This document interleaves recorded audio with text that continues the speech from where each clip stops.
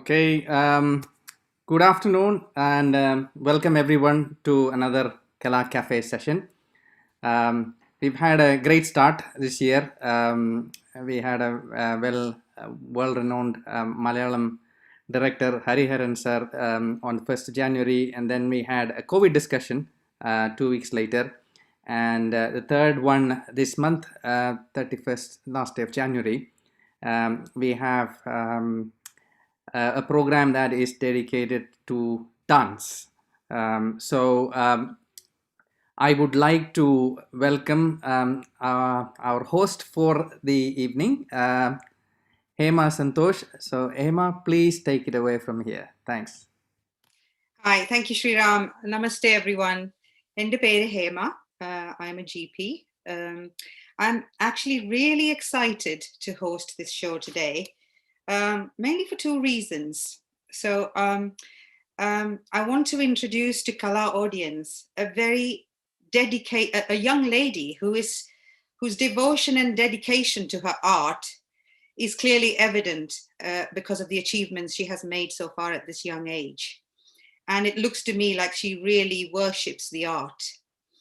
And I know people say a lot about being down to earth, and that's a cliche statement, but I have really spoken to Santosh, who is the artist today, and she really is down to earth person, and I'd love her to share her experience with all of us. And the second reason being, I feel I have reignited my passion in dance. So this is quite dear to my heart as well. So I will introduce to you Santosh G Nair. And before we go into her really sparkling CV, which I want to take you through, I'm going to now request Pratap to kindly tell us how he came to know about Santosh. Over to you, Pratap. Hello, everyone. Namaskaram, Kala family. Santosh Nair. I'm sure that Hema is going to talk much about Santosh Nair, so I'm not going to touch on that. But what I would like to say about how Santosh got introduced to me by a person who is with us today. Actually, he has kindly agreed to join us and watch Santosh with us. So I have great pleasure in introducing Sri C.S. Panchamakishan from Delhi, who has kindly joined us to watch the program with us. Namaste, Panchamji. And I'm sure that Panchamji will be talking to us about what exactly he is doing and what is his passion about art and culture in India and abroad. But a couple of words about that.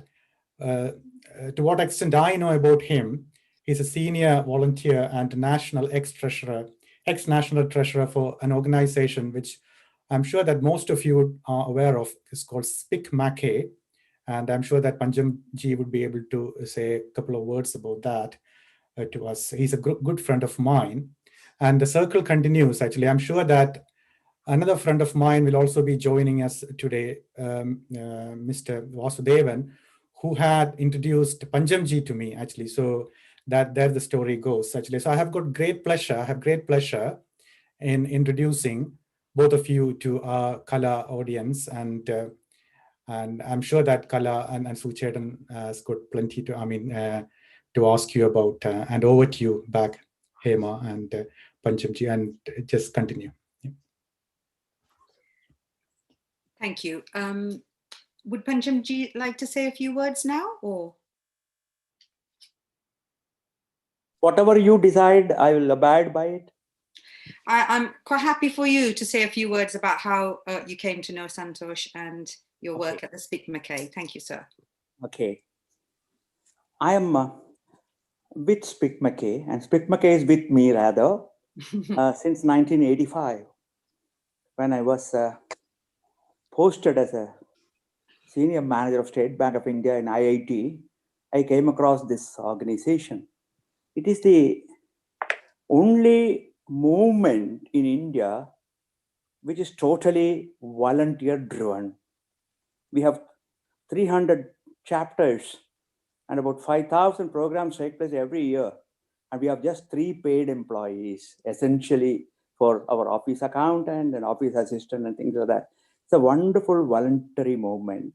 It's an acronym, Society for the Promotion of Indian Classical Music and Culture Among the Youth. It says everything. Such a big name, but says everything. And what we do is we provide a glimpse of our composite heritage to the youth of India. We target children of schools and colleges, and we have a lot of emphasis on underprivileged children, tribal children, children from government schools, children from municipal schools, and the larger spectrum of youth in India. And what we do is we send very distinguished Speak Mackay empaneled artists to these schools and institutions. They do a small program and introduce them to this art. The idea is to add value to their education. Enter Santosh. A couple of years back, Santosh got in touch with me and expressed her desire to be part of Speak Mackay. I always believe in a quote from Rumi, the Sufi poet, who said that what you seek shall seek you. Now, Santosh approached me and we started seeking Santosh for Speak Mackay. It's as simple as that. She got empaneled and she did her first Speak Mackay program recently for a school which is in some remote part in Kerala. We didn't choose a high-fi school for her. We chose a very ordinary school so that she gets the feel of dealing with the children of a government school. They started calling her as ma'am. Then next day they started calling her as teacher. Third day switched over to Chechi. I thought that. that transformation took place so beautifully. She conducted a Bharathanatyam workshop. Since then, I consider Santosh. We pray to God for many things. Sometimes God gives us certain gifts without our asking. Santosh is one of those gifts, like the gift of Dr. Pratap to me. I was vagabonding I was a wandering monk in London. I bumped into Pratap. Rest is history. We became very close friends. We are now in very close touch with each other. I am today very happy to be present for a performance of Santosh for Kala. Thank you so much. Thank you, sir. Thank you. Thank you. What an amazing way to start your CV off, Santosh. So like I said, she has achieved so much at this young age. And let me get into this. Santosh has been, so first of all, just before that, a quick question. I mean, I think a lot of us have been fooled by your name to thinking that you were a man and were quite pleasantly surprised to see a young lady. So can you, before I go into your CV, explain to us how you got that name from your parents? Oh yes, with absolute, the meaning of my name, which says satisfaction, the absolute delight to it. I would really love to tell that story. But before that, I take this honor in thanking the esteemed members of Kala, Soko Uncle, for having me this evening, and for surely without whom I wouldn't have been here, dearest Pratap Chetan, and my fond beloved Appa, whom I call Panchamji, without whom I wouldn't have been here. World is very small, but I'm sure it is so beautiful that we kind of get to know each other, meet each other, and it then becomes a beautiful journey with each of us. And having to know Vasu Chetan from Panchamji, and it's been a small world, but then it's so beautifully knit. And I'm so happy that I'm here this evening. Back to the question that you asked me, Yamachichi, and I'm sure we've been talking a lot, but then I was born to my parents after 14 years of their marriage. And my mother has been this very, very strong individual that I know. I think I remember from her version of it, she always said that everybody gave up. Everybody said, no, you're not going to have a child. That's not going to work. And I think my father was very supportive. He said, it's okay. I mean, whatever comes, we'll go through it. And I heard her version, which is the delight what I have of hearing my mother's version to it. And she told me that she never gave up. She's one such person who believes surrenderance is the ultimate essence of devotion. She's always surrendered. And she started her Santoshi Mata Vrat, which is quite famous in the north, not much known in the south, or not much followed towards Kerala. For sure, I think Andhra people and Karnataka people and all are very familiar with the way the Vratam is done. And every Friday she took the November, and I think doctors on one side, but she strongly believed in her ardent devotion. And the doctor who treated her eventually, her name was Vivek Menon. So again, that was her last, that was the last patient or person whom she kind of looked at. She was quite old by then itself. And I was born, and I think it was when they asked them, like, okay, you choose the name. They said Santoshi would be better because she's born after Santoshi Mata Vrat. And I think it was my father's decision, who's surely watching with me today, would say that he told, like, I would want my daughter to have this name Santosh. I mean, I grew up with that name. I hated that name, to be honest. That's because every time I went to a ticket booking place and all, they would first ask me, and especially in Kerala, Aanano, Pennano. And it's so annoying to hear this question every time you go. Yeah. And then I remember asking my father, I said, why did you name me Santosh? You had so many beautiful names, especially I'm brought up in Andhra. And I said, you would have had so many selections of names. Why ultimately Santosh? And I resonate with the answer that my parents gave me, which is they said they wanted me to have the strength of a man and the grace of a girl. And I'm the only child. And I believe what the strength of the man means to a family and what the grace and love of a female means to the family. And I think after that, every point, I think I started loving my name. And it's special. I see my parents in it. So that's the secret of your name. So you're truly Santoshi Maka Vardhan. My mother says so. My mother says that's how she said, I'm doing my duty. You're the child of her, and I do my duty here. But as I said, my name is my parents' identity, so I'm here with that. So that's the secret of my name. Okay, thank you very much. So Santosh, you have performed Bharathanatyam for more than 2 decades. You, at the age of 14, you got National Balashri Honor by the President of India himself.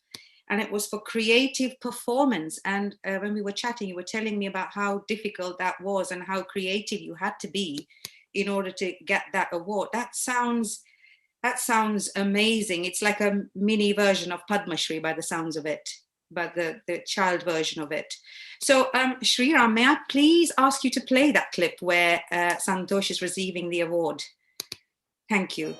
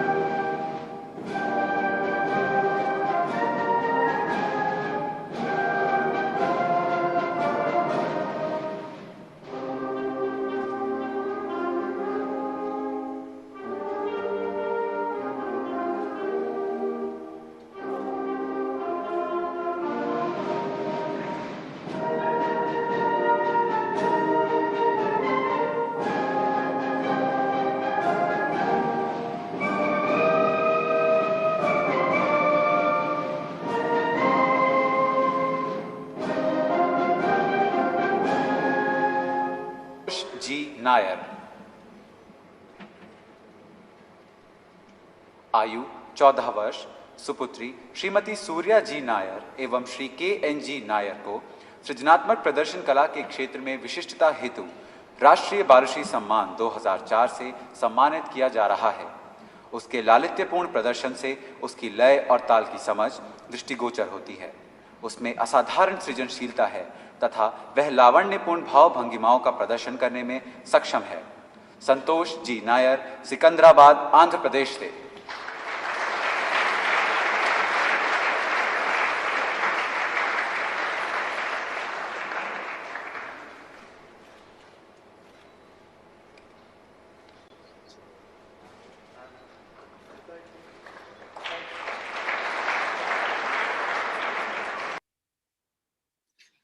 Wow, that must have been such a moment for your parents to cherish.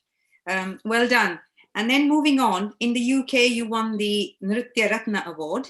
Your other awards include Natya Kala Ratna, Bala Ratna, Natya Mayuri, Kala Jeeva Puraskar, Nritya Shobita, and Doordarshan Outstanding Artist. And you are graded Doordarshan Artist. May I please ask what that means? What is it graded Doordarshan Artist? So Doordarshan grading happens for both music and dance, similar to the All India Radio, and it's again it's a selection process. I wouldn't say it's a competition; it's a selection process where you have to present it, and you also have to go through the TV scrutinizing. You also have a one-to-one interview. Not leading to the nuances of dances, but also to be able to showcase the ability to own what you're even presenting. Whatever you're presenting, to be able to own it, to be able to present it, and to be able to show a qualitative approach to the art form. And that starts with B grade and then the A grade. It's just after a certain age, I think they've got age criteria towards it. This was very long back that I received it, and there are all these criterias that are set, and the artists are graded on that nuances, so that it kind of sets a threshold that you're looking at. And like Spikmiki had a requirement where you're supposed to be a graded Doordarshan artist or a national award winner. That leads to them considering that application or the particular artist. Which again, it's like setting a standard so that you know that you're looking at somebody who's approaching the art form or thinking about the art form in a qualitative way. Okay. I think that's I understand that in that. And you also had won the Pandit Jasraj scholarship in India. Now, I mean, it must be hard to keep track of how many awards you won, isn't it? Just looking at it, it's amazing. And then for your Bharathanatyam, your gurus to start with were V.S. Ramamurthy and Srimati Manjula Ramaswamy. And then your current guru is Priyadarshini Govind, the acclaimed stage performer. And you have worked with Mrs. Rama Vaidyanathan and Braga Bessel. And obviously your platforms have been the Rashtrapati Bhavan, Karthik Fine Arts, Natyanjali, National Bal Bhavan, Chidambaram Natyanjali Festival, and on international stages you've been to the UK, you've been to Singapore, USA, Zanzibar, not to mention Milat Fest and Spikmake included in your list of things. So, Santosh, tell us, is this your own talent or have you inherited something? Tell us about your family. And yeah, so basically, like I was telling, like this is the story of my name, and this is how I finally told hello to the world. But moving forward, my mother was trained in Kalamandla. She was trained in Kathakali and Bharathanatyam. She also had the nuances of Mohiniyattam under her training. From her words, I remember that her father was a very strong supporter of dance, and he was the one who took her. On the other side, my mother's mother was a beautiful musician. And she was my first teacher in music as well. So I remember from when I come back from school, and she used to give me, she always wanted me to sing.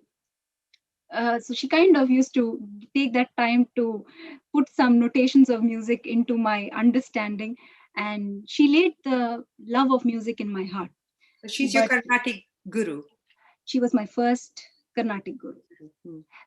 I couldn't spend a long of time with her, but whatever I did, I still cherish them and understand it on what she has taught. My first guru in dance, again, is my mother. My mother was, again, this was her concept of what she told me, that she continued dance, but she was also the head of auditing and accounts with the APSRTC, which is Andhra Pradesh Road Transport Corporation. And she was working, and my father was a defense employee with the military engineering services. And she was my first teacher in dance. She knew I was a very naughty, difficult student for her. She No. tried all her ways to hold on, but she realized that this is getting out of control, and she wanted to find the proper teacher.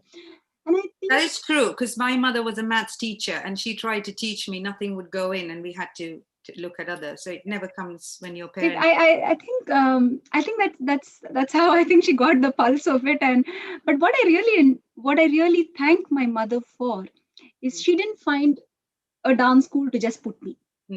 She waited, she found the right teacher.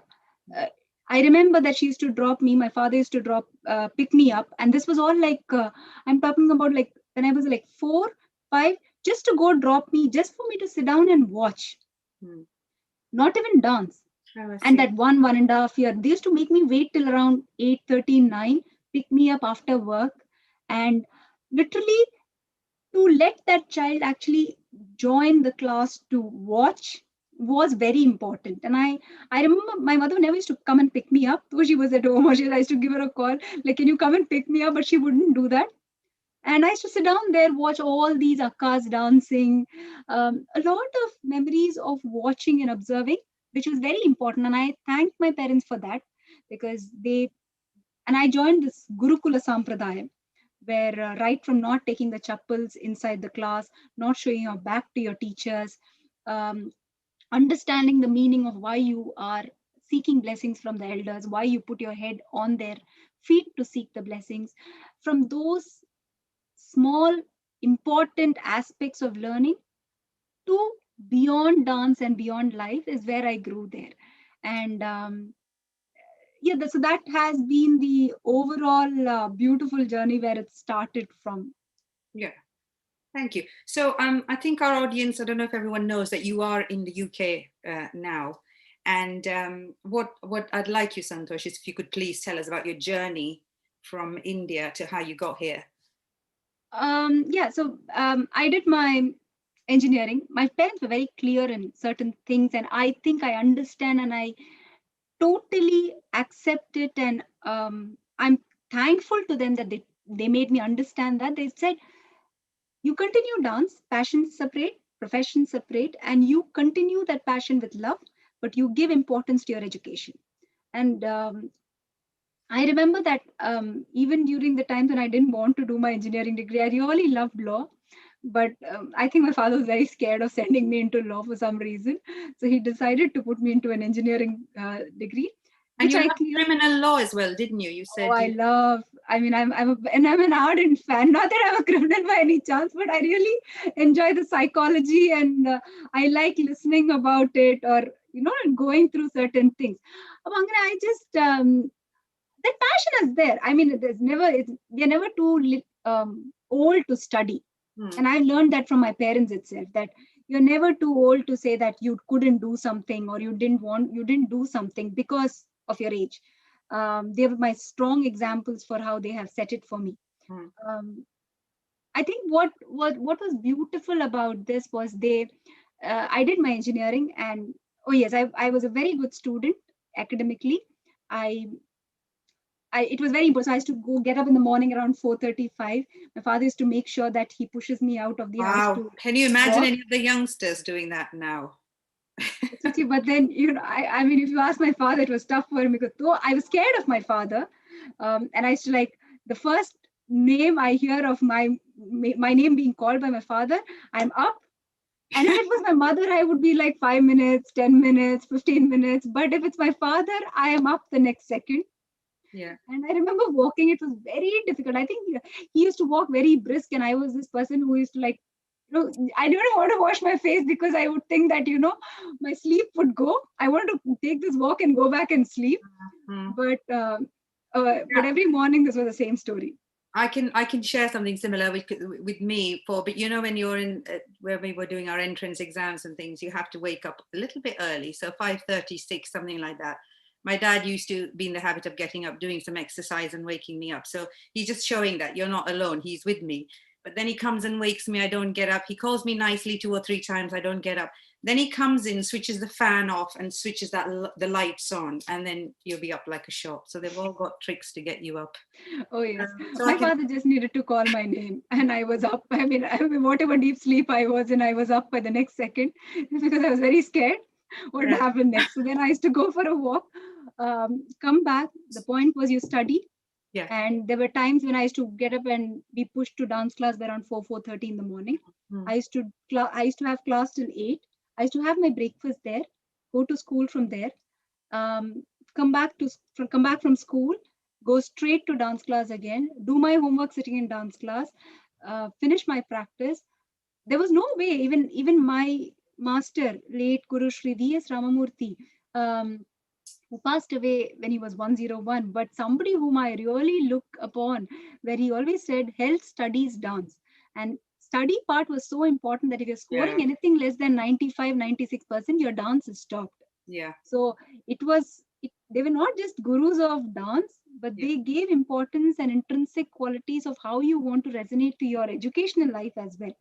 And I remember I kind of went through that, finished my class homework, school homework, finished my dance class, and then I used to be picked up around 8:39 in the night, then go back. Then my father used to sit down with me, or my mother used to sit down. So it was not that, okay, you sit and study. There was nothing like that. They sit with me, and I used to finish, and then I used to hit the bed. So I think even till engineering degree, even till this day that I've come here, I don't think they've ever told this routine has ever changed in my life. It has always been the same. Yeah. And I really enjoy the routine. I don't think I watched TV after 7th class till about engineering final year. I remember having in my final year of engineering, getting a small phone, 10 rupees was put. And I remember 10 times being questioned if 1 rupee was spent from there. Now it's not about why did you spend the money? It's about how did you spend the money? And that has really helped me. And I think whatever decisions of doing an engineering degree and leading to what I came here, I did my IELTS, got a scholarship with that, came here to do my MBA. I was working in the university when I was doing my MBA.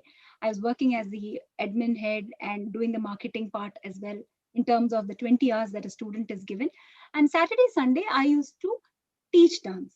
Amazing. So I think that was the habit that is so inculcated in you, because I don't remember having a free time or, telling myself, I think there was no free time. I don't know what the definition of what do you call relaxing, if not this is relaxing for me. And I think that's because my parents have intrinsically tuned it in my head so deep and so consciously into me that it's a habit for me now. And I did that. I did my second master's with Bradford University with HR and psychology. And I then got a full-time work as a management consultant at Ample Consultancies. And I was so that's where my engineering degree came into use. I was an IT management consultant, and I used to recruit for Pega as a company of accounts. And I couldn't thank my father enough, because if not for that job, I wouldn't be able to sustain my first PhD fees and all, because everything that I saved up, my bank balance that's worked so nicely that time, was so useful because I could pursue my dream now. So some decisions come in blessings at the right time, and I truly believe in that. So that's how you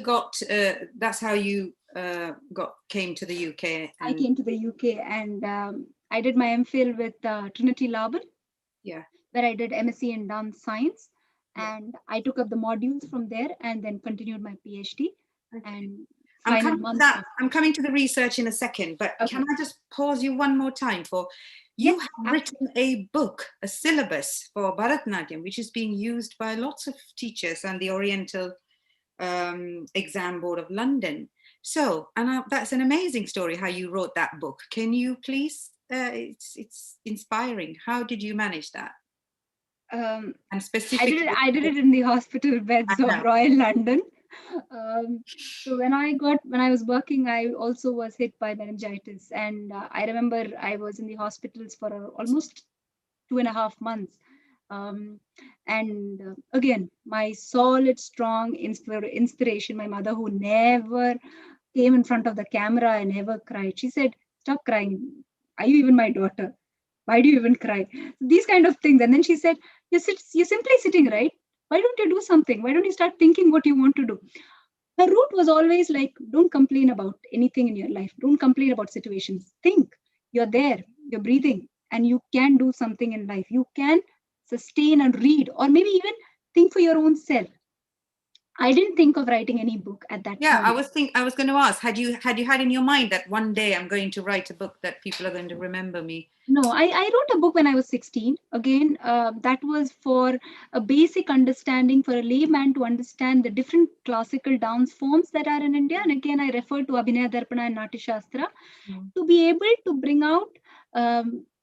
So when a layman watches a performance, I don't want them to consider that, oh, I don't understand this dance form, it's boring, which is why maybe we don't have many audience of dance lovers that are spreading across. We do have art lovers, but do they understand the foundation? And I think the start for me as a 16-year-old was to bring about at least one person to be able to identify when they go to a costume. Oh, you know what? This is Odissi dance. This is the guru. I've heard of this guru. I've heard of the book that they refer to. To bring that small, that pistachio cell of thing to the audience. And the second book was absolutely nothing on that note. I started giving myself this time because I was in isolation and I was completely giving myself time in reading Natya Shastra, referring to things, penning down things, and typing through all this on my doc. And I used to send it to my mother. My mother was my proofreader. Right from the last thing that she read was my PhD thesis. Everything.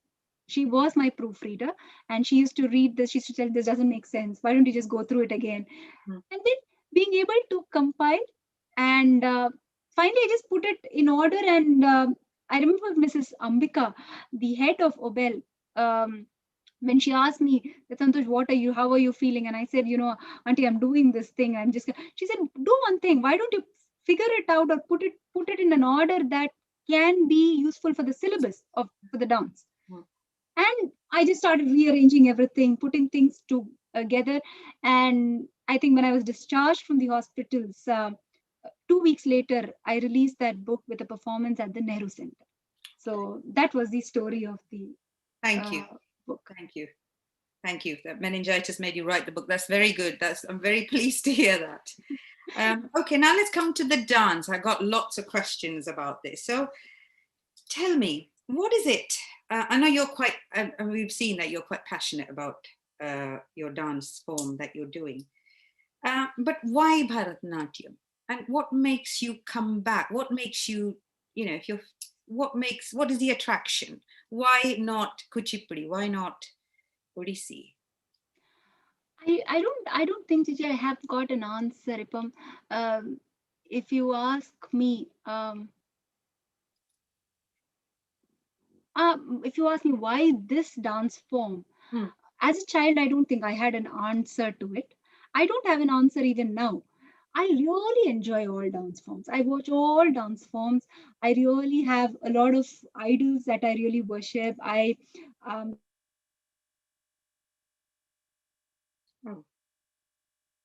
We've lost you there.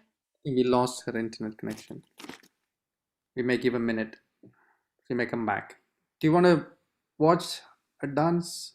Yeah, I wanted Santosh to give a brief introduction about that particular dance. So I think she was keen to do that. So, or maybe we should watch it and then she can explain afterwards. Yeah, maybe that. Oh, yes. Oh, it's Yeah. back. You're back. Thank you. I think I didn't even realize that. But You're talking to yourself there. yeah, so I kept talking to myself. Yeah. So my mother initiated me to dance at that point, and that my first dance was Bharathanatyam. Mm. If you ask me why then she kind of felt Bharatanatyam was important, or I don't think she also had an answer to it. She took me to every performance which was not Bharatanatyam also.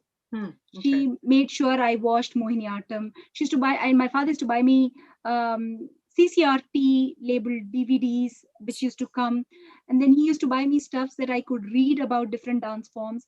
They used to help me point out things. So this was things that I was always So you supported at home. Yeah, you were exposed to a lot of dances, but you picked I was. Bharatanatyam for any reason or just?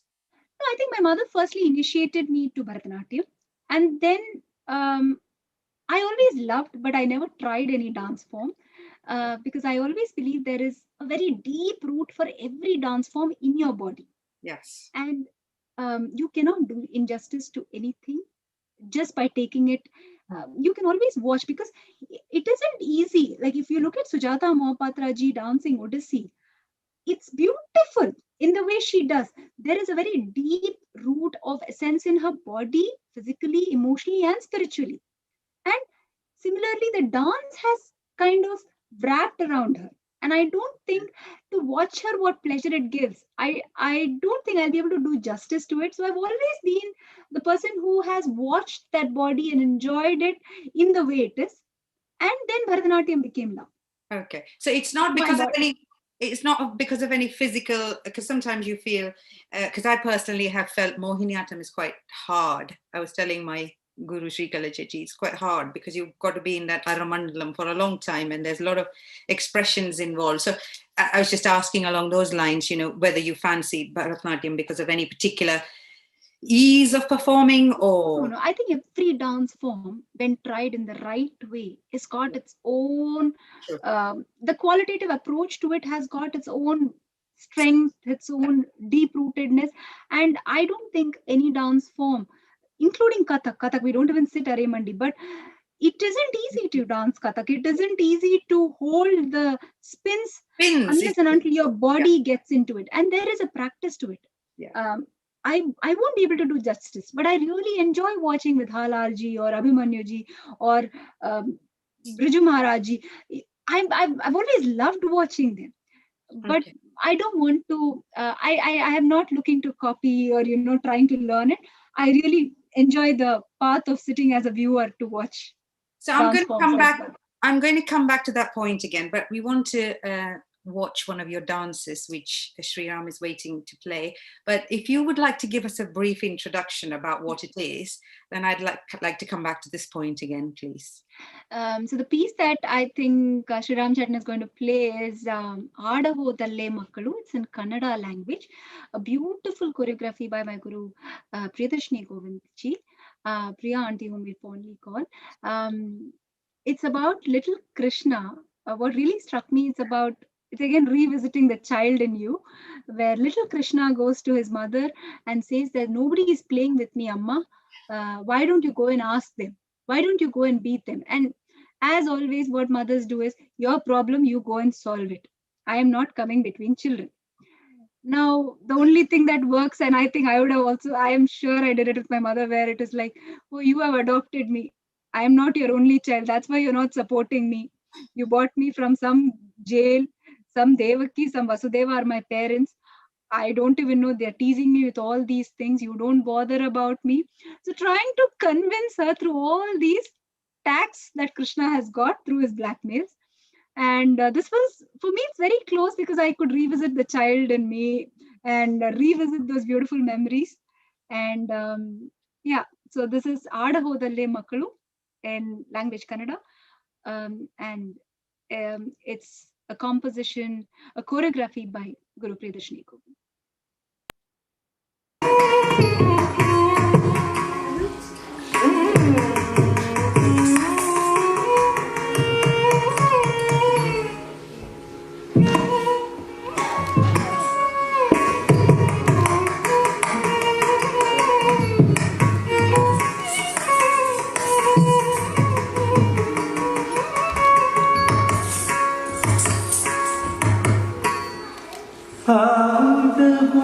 ಆಡಗೋದಲ್ಲೇ ಮಕ್ಕಳು ಆಡಿಕೊಂಬುವರು ನೋಡಮ್ಮ ಆಡಗೋದಲ್ಲೇ ಮಕ್ಕಳು ಆಡಿಕೊಂಬುವರು ನೋಡಮ್ಮ ಆಡಗೋದಲ್ಲೇ ಮಕ್ಕಳು ಆಡಿಕೊಂಬುವರು ನೋಡಮ್ಮ ಆಡಗೋದಲ್ಲೇ ಮಕ್ಕಳು ಆಡಿಕೊಂಬುವರು ನೋಡಮ್ಮ ಆಡಗೋದಲ್ಲೇ ಮಕ್ಕಳು ಆಡಿಕೊಂಬುವರು ನೋಡಮ್ಮ ನೋಡಿ ನೋಡಿ ಎಲ್ಲ ಮುಖವ ನೋಡಿ ನೋಡಿ ತೋರನೋಮ ನೋಡಿ ನೋಡಿ ಎಲ್ಲ ಮುಖವ ನೋಡಿ ನೋಡಿ ತೋರನೋಮ ನೋಡಿ ನೋಡಿ ಎಲ್ಲ ಮುಖವ ನೋಡಿ ನೋಡಿ ತೋರನೋಮ ನೋಡಿ ನೋಡಿ ಎಲ್ಲ ಮುಖವ ನೋಡಿ ನೋಡಿ ತೋರನೋಮ ಆಡಗೋದಲ್ಲೇ ಮಕ್ಕಳು ಆಡಿಕೊಂಬುವರು ನೋಡಮ್ಮ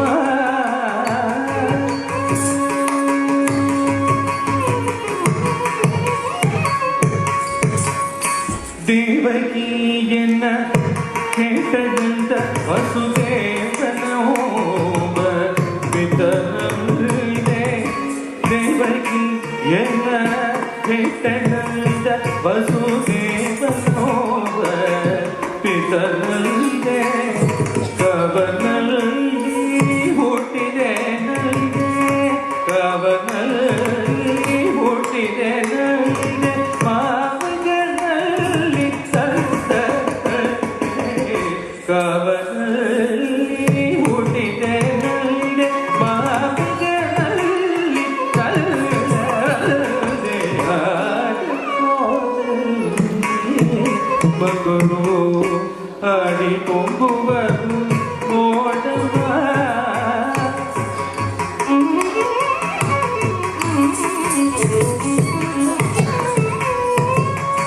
ನೀನು ಎಲ್ಲ ಗದ್ದೆದಿಲ್ಲ ಬಂದೆ ನಾನು ಇಲ್ಲ ಮಗನಲ್ಲ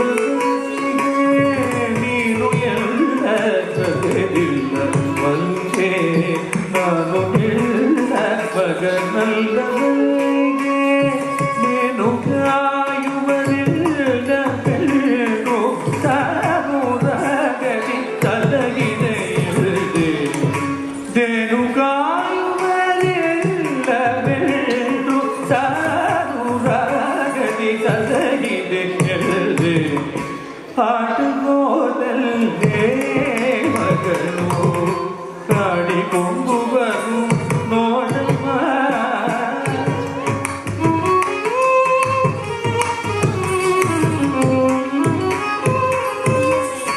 ಹತ್ತು ಎಲ್ಲ ವಾಗನ ಬಂದೆ ಹಾಗೂ ಎಲ್ಲ ಕಾಸಿಗೆಯಂದೆ ಹತ್ತು ಎಲ್ಲ ವಾಗನ ಬಂದೆ ಹಾಗೂ ಎಲ್ಲ ಕಾಸಿಗೆಯಂದೆ ಕತ್ತು ಬೆಳ್ಳೆಯ ಕಾತಿದೆ ನಂದೆ ಕತ್ತು ಬೆಳ್ಳೆಯ ಕಾತಿದೆ ನಂದೆ ಕತ್ತು ಬೆಳ್ಳೆಯ ಕಾತಿದೆ ನಂದೆ ಕತ್ತು ಬೆಳ್ಳೆಯ ಕಾತಿದೆ ನಂದೆ ಕತ್ತು ಬೆಳ್ಳೆಯ ಕಾತಿದೆ ನಂದೆ ಮುದು ಪುರಂದರ ವಿಠಲ ನಂದೆ ಮುದು ಪುರಂದರ ವಿಠಲ ನಂದೆ ಮುದು ಪುರಂದರ ವಿಠಲ ನಂದೆ ಆಡಗೋದಲ್ಲೇ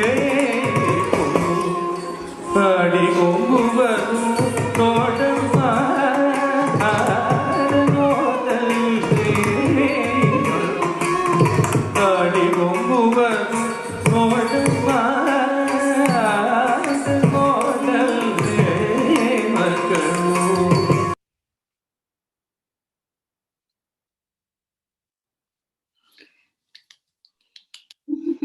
Amazing expressions on your face, and that's the soul of that dance. It's very beautifully done. I'm sure all of us will agree with that. So coming back to the point again, and I've got a question here from the audience as well, that when you say dance form is in your body, do you mean to say that there are certain physiques specifically suited for certain dances? And I'm going to stick another question onto it as well, if you could answer that.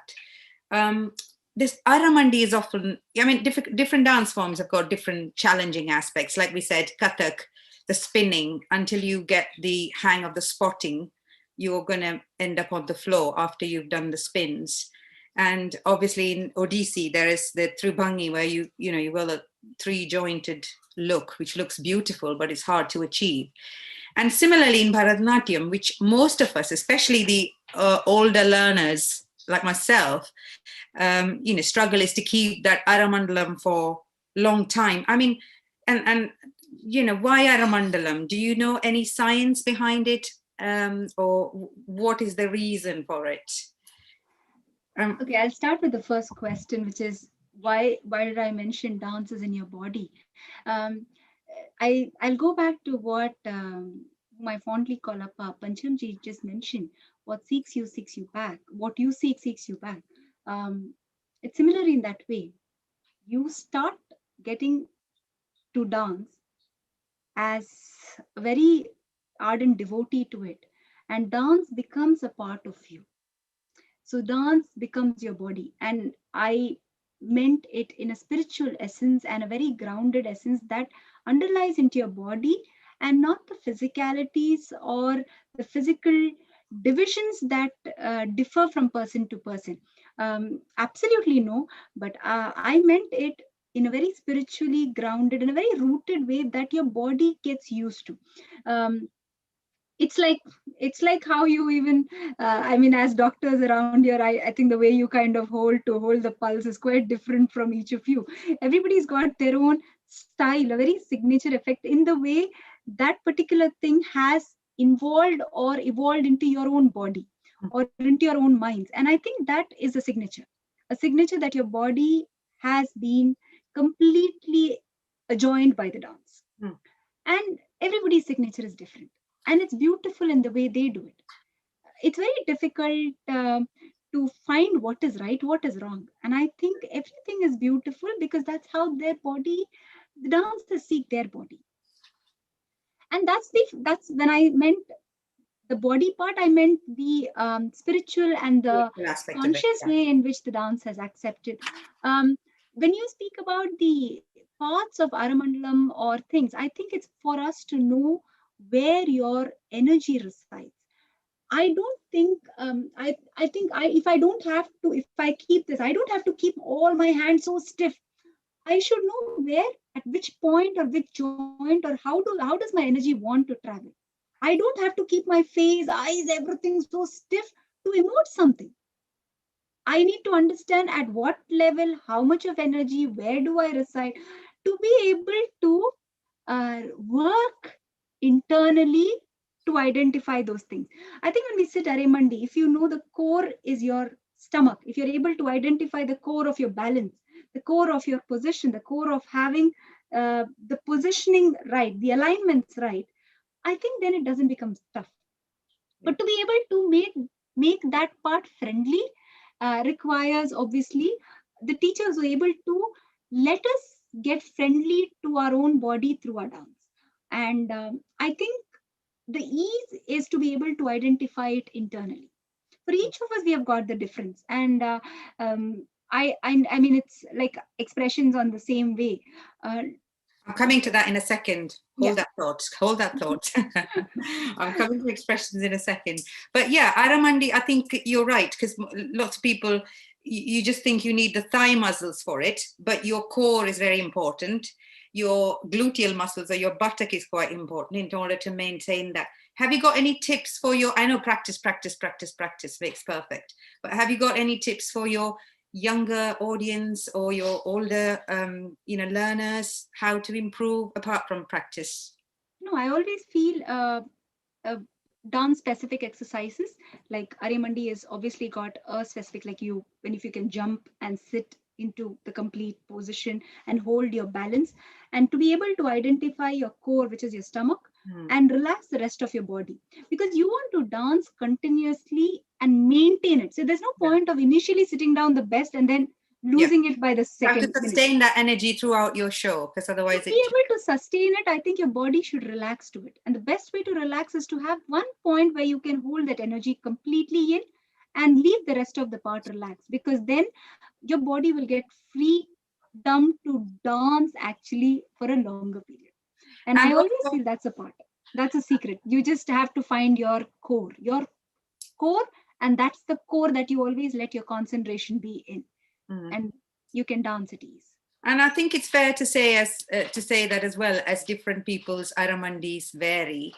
And I think I always say this, but I don't know if it's true or not, but taller people find it slightly, people might think, oh, she's not, she could do a bit more, isn't it, Trigala Chechi? You could say that taller person needs to put in more effort to convey to the audience that, yes, you are in your aramandi, rather than, but she won't agree with that. I don't say effort is the same. Everybody's body speaks differently. I was just kidding. Yeah. But I always feel that it's the way you want to look at your body also. Yeah. It's the way you want to. It's the way you want your body to speak to you. Yeah. And it's totally one's own call. I think it's about then telling, okay, short people don't look good when you wear sari, or certain things don't look nice on them. But I always feel how you carry it, how you adapt and let your body kind of reciprocate to it and mirror it before the audience. I think that is the part, and to be able to own it. I think I feel like Priyanti is, again, I've seen both the versions. And how ease she maintains in her. She's a very tall lady, isn't she? But she looks beautiful. Her Aramandalam looks like I always feel she's always internalized it. There's so many dancers who are, we see a lot of variations in heights and structures, but then it's beautiful on how they have kind of adapted the body to, and it's really blissful to see that we are able to find these nuances through their body speaking to us. Yeah. Now, coming back to Abhinaya, I know this is one of your specialties, so I've got a few questions here. So tell me, do you think we need to, as a dancer, learn Abhinaya? Because there's lots of streams of thoughts here. There are people on one side, you say, you just get into the theme of the song and you will dance, and you're a human being, your normal emotions will come out. There's one stream saying that. And there's another stream saying, or maybe there are more streams, but at least another stream is saying, no, you have to be trained in that. I mean, personally, I feel that I feel I'm showing a lot, but it looks to me, when I look at my own video, I think I'm just pulling faces and not conveying what I think. So do you need to learn it? Is there an art to it? Or is it something that when you internalize the dance, is it something that would naturally flow? I was introduced to Abhinaya. I was completely introduced to Abhinaya, and Abhinaya is a strong part of learning, and every day has been a different learning through observations, through understanding the theory behind the text, through reading a lot of poetry. I read a lot of poetry, and having a lot of images in your mind, being able to resonate to what imagery means to you. Imagery, I'm not talking about the scientific imagery in the word by itself, the coined word by itself. I always felt my experience as a student in Abhinaya has been beautiful. So how do I learn Abhinaya, or how have I been introduced to Abhinaya? It's by a lot of small kuti kritis, right from the kritis, right from the way you stand. Even Nrita has got Abhinaya in it. So to be able to relate and speak to your body, to be able to understand the internal soul itself, to be able to unpack not just the word-to-word meaning of it. It's a new language that you're learning. And the language obviously speaks totally differently, to find connections in your body through observations. And the more you watch, I think you kind of see different lens and approaches in which a particular piece has been conveyed to us. And I think it's all the dialogues in your head. Yeah. So when I learn Abhinaya from aunties, or when I'm actually being taught a piece, I write a lot of dialogues that she's trying to tell me. It could be in Tamil when she says, "Hey, anga paru." So that anga paru has a tone in which she's talking to me, and that anga paru has to be in that tone that has to be sung in the same head. So to be able to understand not just the dialogues, but to understand the tone in which you're speaking, to understand the intensity in which you're conveying something. Yeah. How are you building that intensity? And I think it's about understanding. I wouldn't say look at the mirror and practice. I don't think practicing in front of the mirror is right. I've always recorded Abhinaya, myself. yeah, for Abhinaya at least, it's not. It's a distraction, and I always feel I think the beauty is a traditional way of practicing. And if you still want to observe and correct. Oh no, we've lost you again. I think it's an internet connection. It'll come back. Okay. So while we're waiting, I wanted to. Srikala did not respond to I'm actually, Cheta, I was just about to say, you just spoke my mind. I was just going to ask Srikala Chechi what she thought about Abhinaya. Is it natural or has it got to be taught, Chechi? Chechi, mute on it.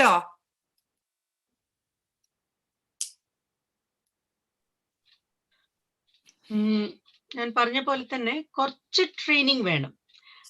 മുഴുവൻ natural ആയിട്ട് വരും തോന്നുന്നില്ല. കാരണം കുറച്ച് exaggerated ആണല്ലോ stage പെർഫോമൻസിൽ അഭിനയം.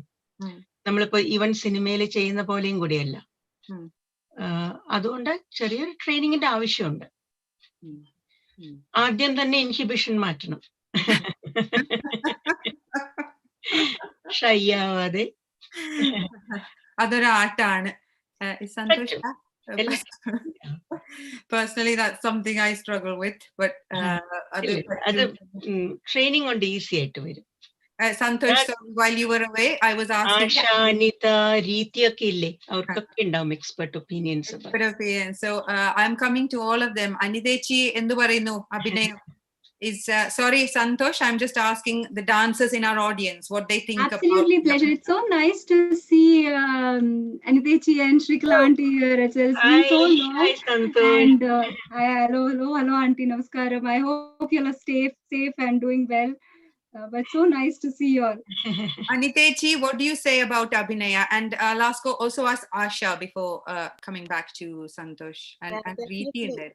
പറഞ്ഞ പോലെ എനിക്ക് തോന്നുന്നു നമ്മള് we all have our own എന്താ പറയാ ഭാവാസ് ടു വേർഡ്സ് അല്ലെങ്കിൽ ആക്ഷൻസ് നമ്മുടെ മനസ്സിൽ നമുക്കൊരു ഭാവം ഉണ്ടാവും. പക്ഷെ it doesn't mean that is enough to convey the message to the audience. So ആ പെർട്ടിക്കുലർ സ്റ്റൈലിലുള്ള training is important so that you are able to bring out the best in you, so that the audience understands it and you yourself enjoy it. Yeah, thank you Anidechi. Asha, what do you say? Abhinaya, I mean, എനിക്ക് എൻ്റെ experience ഞാൻ പഠിച്ചു തുടങ്ങിയ കാലത്ത് I had a huge inhibition in actually, അടവ് okay, I'm fine. പക്ഷെ expression വരുമ്പോഴേക്ക് ആകെ നാണോ ഒക്കെ ആയിട്ട് എൻ്റെ മാഷ് പറഞ്ഞ ഒരു story, I don't know, I probably would have told you, Hema. അതായത് ഈ ബീബൽസം കാണിക്കാനായിട്ട് കഥകളി പഠിക്കാൻ ഒരു ആശാന്റെ അടുത്ത് പോയി. അപ്പൊ ഇങ്ങനെ കൈ ഇങ്ങനെ വെക്കാൻ പറഞ്ഞപ്പോ ബീബൽസം വരുന്നു, ഈ കൈ ഇങ്ങനെ വെച്ചോണ്ടിരിക്കും എന്ന് പറഞ്ഞിട്ട് ഈ ആനപ്പിണ്ടം കൊണ്ട് കയ്യിലിട്ട് കൊടുത്തു. എന്നിട്ട് കണ്ണു പറഞ്ഞപ്പോഴേക്കും ഇതൊരു വല്ലാതെ Perfect. Actually, I mean, I know it's a funny way to say, but inganathe gets the points across. Yeah, actually it helps, and sometimes you have to work on it. Thank you Asha. Reeti, any tips? Tips എന്നല്ല, എൻ്റെ എക്സ്പീരിയൻസിൽ എൻ്റെ ടീച്ചറും ഒക്കെ ഞങ്ങൾ എല്ലാവരും ഞാൻ വിശ്വസിക്കുന്നത് training കുറച്ച് ആവശ്യമാണ്. കാരണം നമ്മുടെ ഒരു കൺട്രോൾ വേണമല്ലോ. കാരണം ചിലർക്ക് മിക്കവാറും ഞാൻ കാണാറുണ്ട്, ഇപ്പോ പഠിക്കാത്തവരുടെ ചിലരുടെ നാച്ചുറലി വരുന്നവരുണ്ട് ഒബ്വിയസ്ലി. ബട്ട് എനിക്ക് തോന്നുന്നു അഭിനയത്തിന്റെ ആ ഒരു മീനിങ്ങും അതിന്റെ ഇത് ഉൾക്കൊണ്ട് നമ്മൾ അവതരിപ്പിക്കുമ്പോൾ അതിന്റെ ഒരു കൺട്രോൾ വേണം, ഇല്ലെങ്കിൽ ആ ബാലൻസ് വരില്ല. അതാണ് എൻ്റെ ഒരു. Thank you all so much. Oh, by the way, Santosh, namade Shri, she sends her regards to you. Amrita Jay Krishnan. She, I believe you know her, so she couldn't be here today, so she apologizes, sends her apologies and her best wishes. So that's Abhinaya. Santosh, I interrupted you, sorry, and you were talking about Abhinaya. Can you? We can't. Yeah, I can absolutely. I'll just.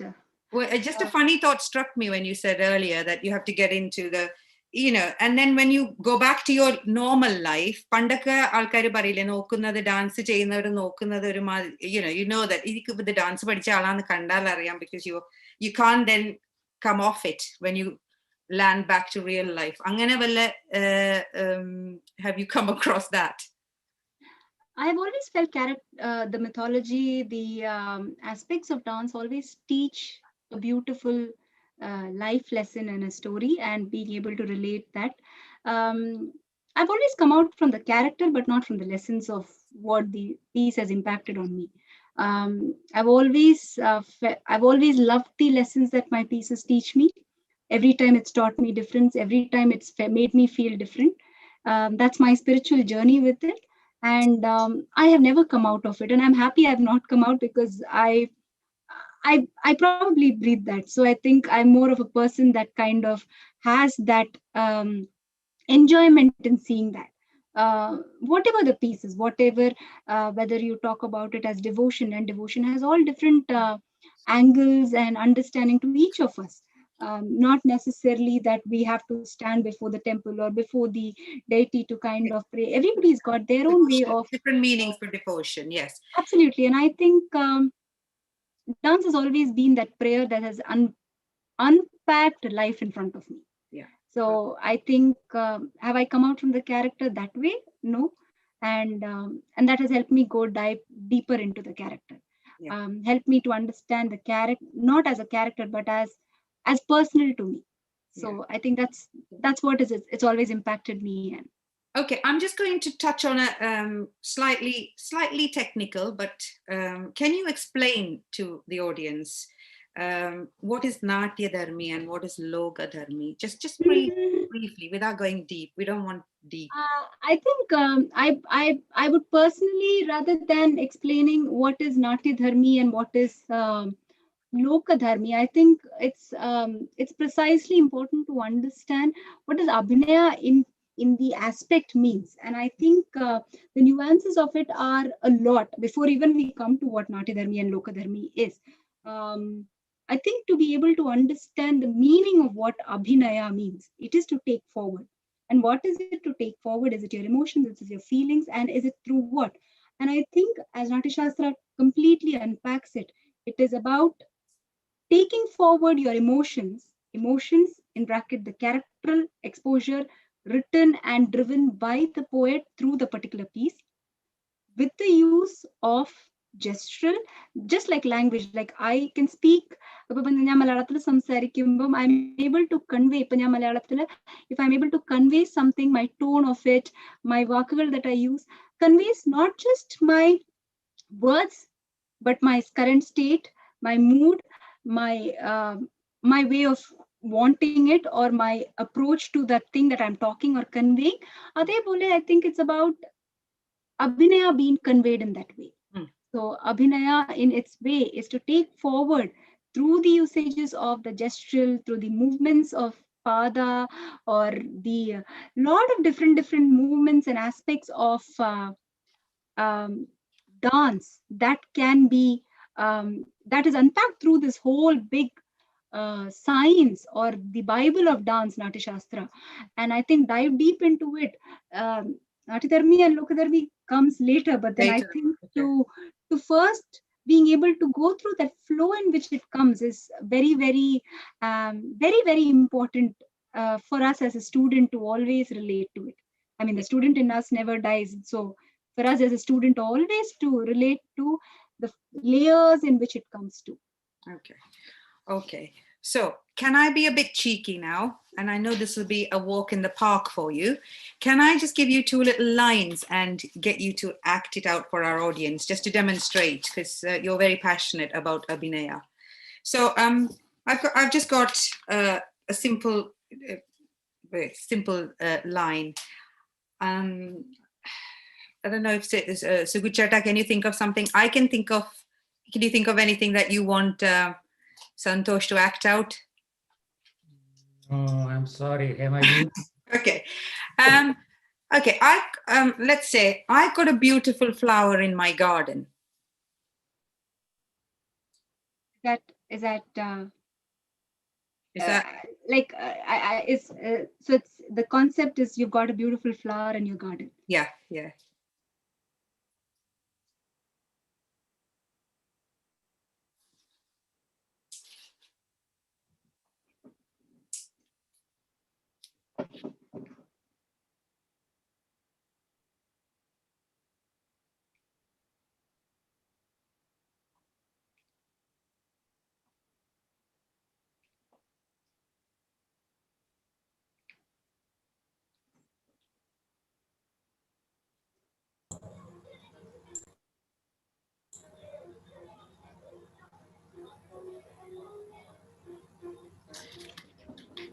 Wow.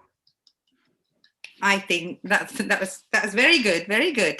Thank you. Can I do one more? Yeah. Yeah? You sure? Yeah.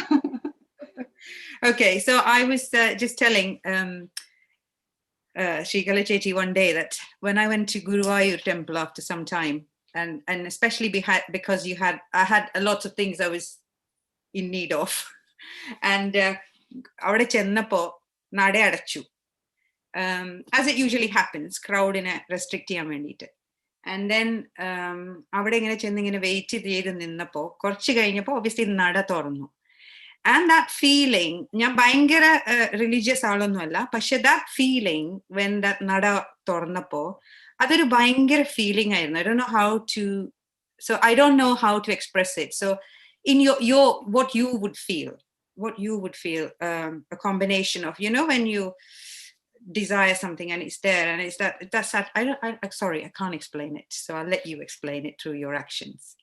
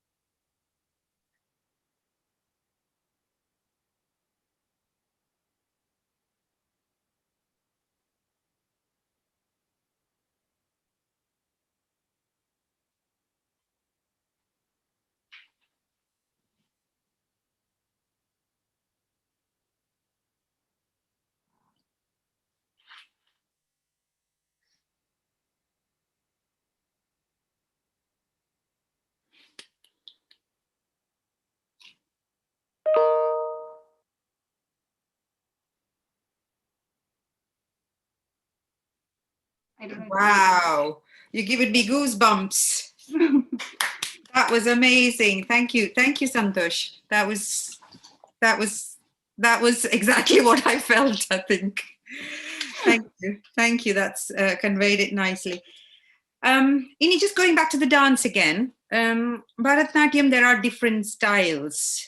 There's obviously there is the Melatur style, there's Pandanallur style. I mean, 2 questions about those. What do you, are you fond of any particular style? That's one question. And the second is, what do you think about mixing up styles and creating your I know the answer to that one, creating your own style, but what do you think about mixing up of styles?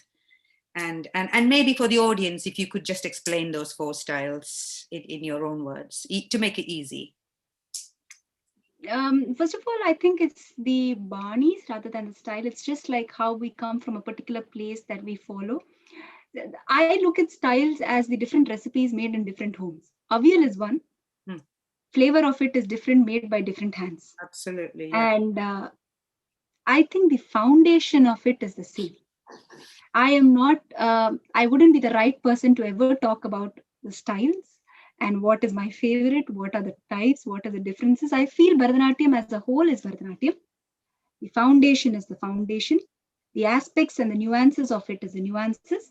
That's all the same thing, followed in different bodies, followed by different teachers, conveyed small kuti differences of just maybe putting your leg in the front or the way you put your hand, kuti differences. And that does not make us different like different countries. Yeah. It is, we still belong to the same family of Bharatanatyam. But then it's very hard to kind of, I really enjoy, so if you ask me what style I am particularly trained in, I'm trained in the Varavur style. What is it different? I really don't unpack it, or we have never discussed about styles. I have watched a lot of performance and I've always felt the foundation or the laid stones of Bharatanatyams are all similar. And I've always watched them and felt them from the same aspect. Do I want to mix styles? I don't know the answer to it. I have never wanted to mix anything because the originality is the originality, and the traditional aspect of the dance form has to be carried over just like that, without too many hands making it. I don't think we would ever want Avial to look something different. The traditionality of the Sadhya, to have that particular way, whatever way it's cooked in, to have the aspect and the traditionality remain is very important. And I would never mix anything. My body is adapted. My teacher has got a lens through which she's been training me. She's been making me watch dance. I watch a lot of different Bharatanatyam styles that have been adapted, Kalakshetra, following the small nuances, but the basics, the basic understanding, Bharatanatyam, it doesn't change. Yeah. And I see it with the same eyes that I see anybody that performs Bharatanatyam. Because they've all been improvised and evolved, isn't it? So because people then change slightly, and that's how it changes and gets different names, because as you can tell. But you practice the Varavur style. And if you ask me what's so different from Kalakshetra, I don't know. What is it that is making it different? I really can't identify. My body has been trained in Bharatanatyam. That's how I simply categorize it. And I probably see this entirety of Bharatanatyam as Bharatanatyam. And small kuti changes. They're not these massive lens changing things in Bharatanatyam. They are small ways in which the teachers have conveyed it through different bodies, but that's about it in terms of styles or gharanas and kathaks. Okay. I think Reeti had raised her hand to ask a question, but I think she's no, she's here. She's here. Yes. Yes. Yeah, just about the styles. Did you ever notice when you changed, gurus, obviously you didn't have one person, you were not trained under one person. So what did you notice? Like, did you have, because Jati is composed, there is a difference when so what was your experience? I was trained always in Varavur style. My mentorship, which happened with Ramachechi, Ramavaityanathan and Praka Bessel and Abhinaya, they have never changed my style. They have never asked me to change my style. I've always been unpacked the aspects of how they look at dance form, the aspects of what is in the dance form, the nuances to how they've approached dance form. It was not about learning an item and merely trying to do how they. I don't think ever the word practicing it in a particular style has ever come. And the beauty is to be for a guru to be able to let the student have the feel of their own body. And at every stage of mentorship, it was always like that.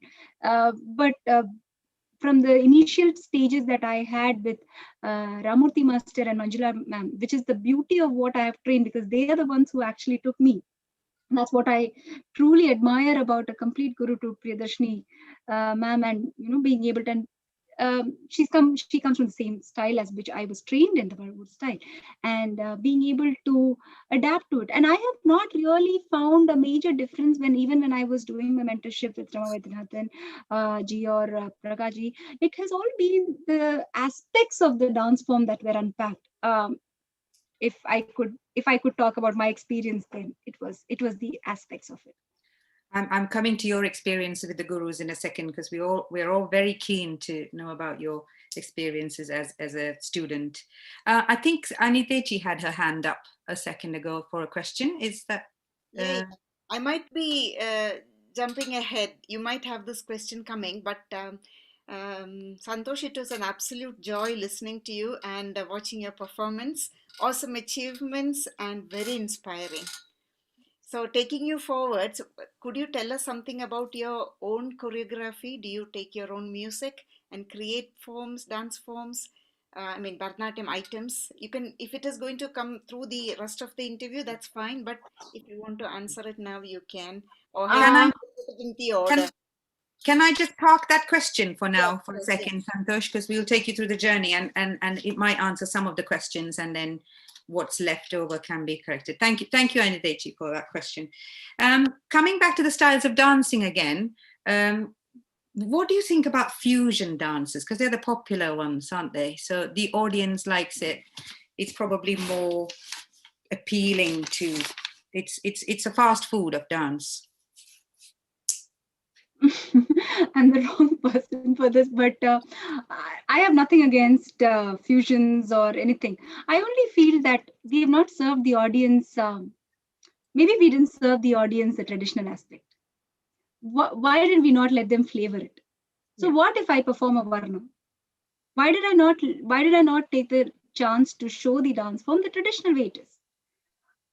Why do I have to underestimate my audience by thinking, oh, they only can go through fast music, otherwise they're going to get up and walk away? Why can't I put it across in the right way that I can show the traditional dance form? If that continues, I think we lose the aspect of unpacking the traditional aspects to the audience. A varnam, a Pandanalur varnam, a Tanjore quartet varnam, or a very old kriti of Swati Tirunal being performed. Why does our body have to adapt? Why are we not serving them the traditional aspects? Yeah, sure. That can be done in every aspect. We leave culture how it is. We keep the traditional of food. We keep the tradition of everything alive. Then why do we have to mix it just to tailor it to a set? Why can't we serve this to them? Why are we hesitant on it? I've always performed taught items by my guru, very traditional pieces.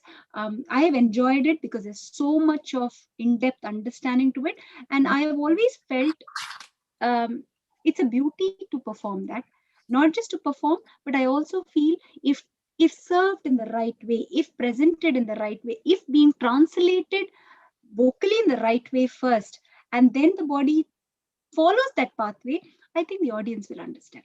I mean, if we say no, that the audience only understand the fusion, I think I'm underestimating my audience. I have not served them. Then how is that I'm underestimating them? So that's just my call about how I see fusion. I have nothing against it. I totally enjoy it. But then this is, if personally to me, I have never been a part of it, and I resonate to this traditionality of it. Okay. And coming to dances, I watched your performance at the Coventry performance, and that was amazing. The Tilana that you did for your guru's choreography, you said, and your dance was very impressive. The song was even more impressive. And just a side question: who was the singer? The singer was amazing. She was singing in a different style, and I just wanted to pass on my appreciation. Absolutely. I mean, we come across a lot of musicians in Chennai who are Carnatic vocalist again. But the beauty of music relies when their music and dance goes very much hand in hand. And to be able to speak to a musician or to understand the musician, to be able to understand the dancer, that's a beauty that we kind of miss here, which is to be able to communicate to a musician, to be able to sit down with a musician to understand the perspective. And Nandini Akka, who's done justice to that song, is a beautiful musician and has worked a lot with many dancers and extensively. There's so many singers like that. Hari Prasad sir, who is a very esteemed musician and also sings a lot for the Kalakshetra and also outside Kalakshetra students. I've had an experience of having to be able to dance to sir's music, and what I've always resonated is they also being able to hold understand the bhavam, to be able to read dance, to be able to understand dance. And I think the part where dancers miss is young dancers miss is we to be able to understand music. Yeah. To be able to sit down with a musician, to understand the nuances of it. And that's when I started the collaboration aspect, sitting down with the musician to just unpack rare kritis. So that brings me nicely to my next question, which I'd written down, which kind of you explained, what's your relationship with the orchestra? Do you have the same orchestra when you perform, or is there some, because there needs to be that relationship, isn't it, between the performer and the support? I don't think I've ever had the same orchestra always, but most of the time it is. The relationship with musician and dancers is just like music and dance. It goes so much hand in hand. Everybody's got a different essence to the way they have looked at it. And I've always felt the body responds differently to different music. And to be able to sit down and let the body completely soak into the music first before you get up and dance. And I think the signature of every musician is different. But do you, before a program, before your performance, do you have a little, I don't know, session? I suppose you do, to just like a little. Oh, yes, the rehearsal part that happens when it is a live orchestra. Now, since most of it, when you're away from the homeland, it becomes a lot on the recorded music. But even on that grounds, I do a lot of mental practice. I love music. I've always sat down and heard music at every aspect and mentally kind of, found an image in myself to kind of find the peace with that music, essence the ragam, get into the ragam. And I think that has explored a lot by itself. Yeah. Wherever it is, even if it's orchestra or even recorded musics, they've got I think that remains constant every time. And I'm going to ask you, have you got a preference for either or, live or recorded? I think I know the answer, but it's just for the audience. Yeah. Live. It gives you the freedom. So the freedom, especially if you know the artist who's singing, then yeah. And how does it, I mean, what makes you feel, this is again a question, I mean, you're a confident dancer, so this might be a silly question, but what makes you feel confident before you get on stage, face that audience there? What gives you that power, apart from your own confidence in your own talents? But is there anything extra that you I don't know, it's, I think I always see dance as a prayer, and everybody's got a personal journey with it. And what gives me confidence before I get onto the stage, I've never felt that I'm dancing for somebody to kind of feel. I've always felt it's a prayer, and it's a prayer that I am connecting to the positive source, and I've always felt that divine is what I'm seeking to. And why fear when you're actually seeking to that? And another cheeky question, have you got any lucky mascots before you perform? I know really confident football stars, even they have something that they have. I mean, I know before any exams in the medical school, there is a particular outfit I have to wear, because if that's not there, then that's it. I don't think I should even be sitting that exam. So have you got any such quirks? I don't know what was lucky, but away from home, I've always closed my eyes and I can visualize my parents' feet, and that's That's nice. that's something that I hold. And I have a cheeky way of telling. I say, I never shared this, but then, "Mummy, Daddy, Mummy da kuttiye kaathodname." That's it, and that gets me on my stage. Well, is that the first time your dad is listening to this then? Yeah, I've never told that, but I always will. I talk to them before I am on, wherever I am, whatever, little, big, whatever we classify it. I have spoken before I get on. That'll be just like few seconds before I'm on. Yeah. And then that's the thing, and I can visualize their feet, and then I just tell this in my heart, and I'm on. So that's your lucky. Yeah, that gives you power. That's the answer to my question. That gives you power to then say your prayer in front of everybody else.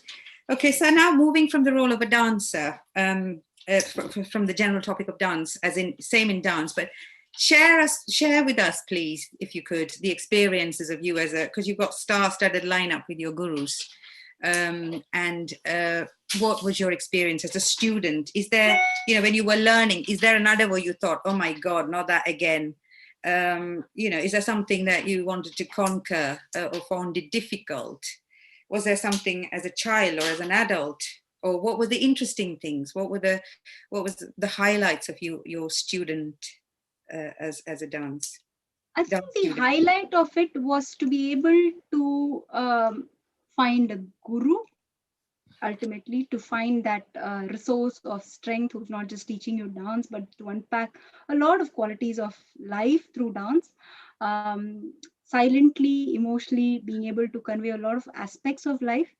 The other aspect that I have learned, or if you ask me what was difficult, is I could never say I can't do this or this is getting hard. There was not one step I don't think she's ever changed because I can't do it. You can't do it now, you practice it. Don't come back and say you can't. So there's no answer like, she would be like, okay, kai, you put it there, kaal, you stretch it out, and you'd be like, okay, whoa, what was that? So you say it was fine. So those mandi adavus, those difficult ones, you just sailed through them by the looks of it. You have to do it. You practice, you do it. You hit your knee and do it. Yeah. And there's no way you can come back and say, teacher, can you change it? No. That never comes. You're not getting it. Maybe you could put in a bit more effort, you'll get it. That will be the answer.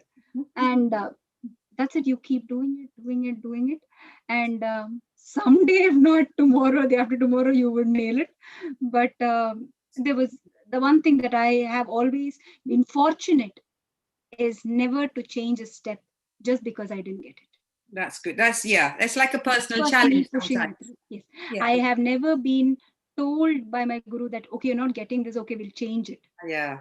That's made sure that I do it. And the beauty of what I had as of a Gurukulam was to be generous in teaching, to be generous in taking me forward, to never hold, like when I went to Chennai, I don't think Manjula teacher ever told me that don't go, you can't go and learn in front of the generosity to let me grow, to let me say. She was the one who took me forward with her hands. She was the one who wanted me to have this opportunity. She was the one who opened the doors for me.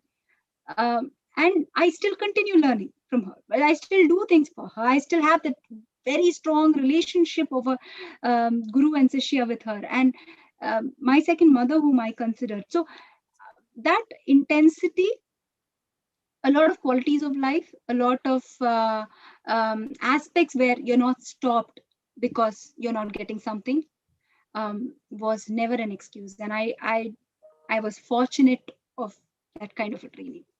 And what qualities of your guru do you think you might want to emulate, to pass on as a teacher's role? You must have thought, some gurus inspire you and you think, oh, I like that line, I'm going to use it for my students, type thing.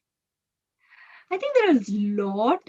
They've taught a lot, which I think I don't think I can do justice to even 1% of it. But what I have firstly and foremostly put as my foundation, that I will give selflessly. I will I will give my, even if it is, I don't see myself setting up a dance school. That's not where I want to see myself at this point, at least. But uh, even if I hold a child's hand, I should be able to give that child selflessly what I have learned, what I have been burned through, take them through the same intensity of understanding the depth of dance to which I have been unwrapped to by my gurus. So that's my foundation, which I have taken and told myself I'll do that. Yeah. I'm also asking one question on behalf of the audience about your experiences with Rama Vaidyanathan. What did you worked with her on something, and could you? So I was very fortunate to work with Ramachechi, and the aspect is for her to sit down, to have her sit down, to have her correct me, to have her take me through the journey, to see how she. There's no single day where I think she's ever told, okay, today's program, I'm going to relax, I'm going to rest, I'm going to take a nice thing. And she has got up every 7 o'clock, gone upstairs, done her full margam. There's no excuse. There's no excuse to practice. There is that's something that I've really admired and learned in my stay with her. And she's always held my hand with so much of a motherly love.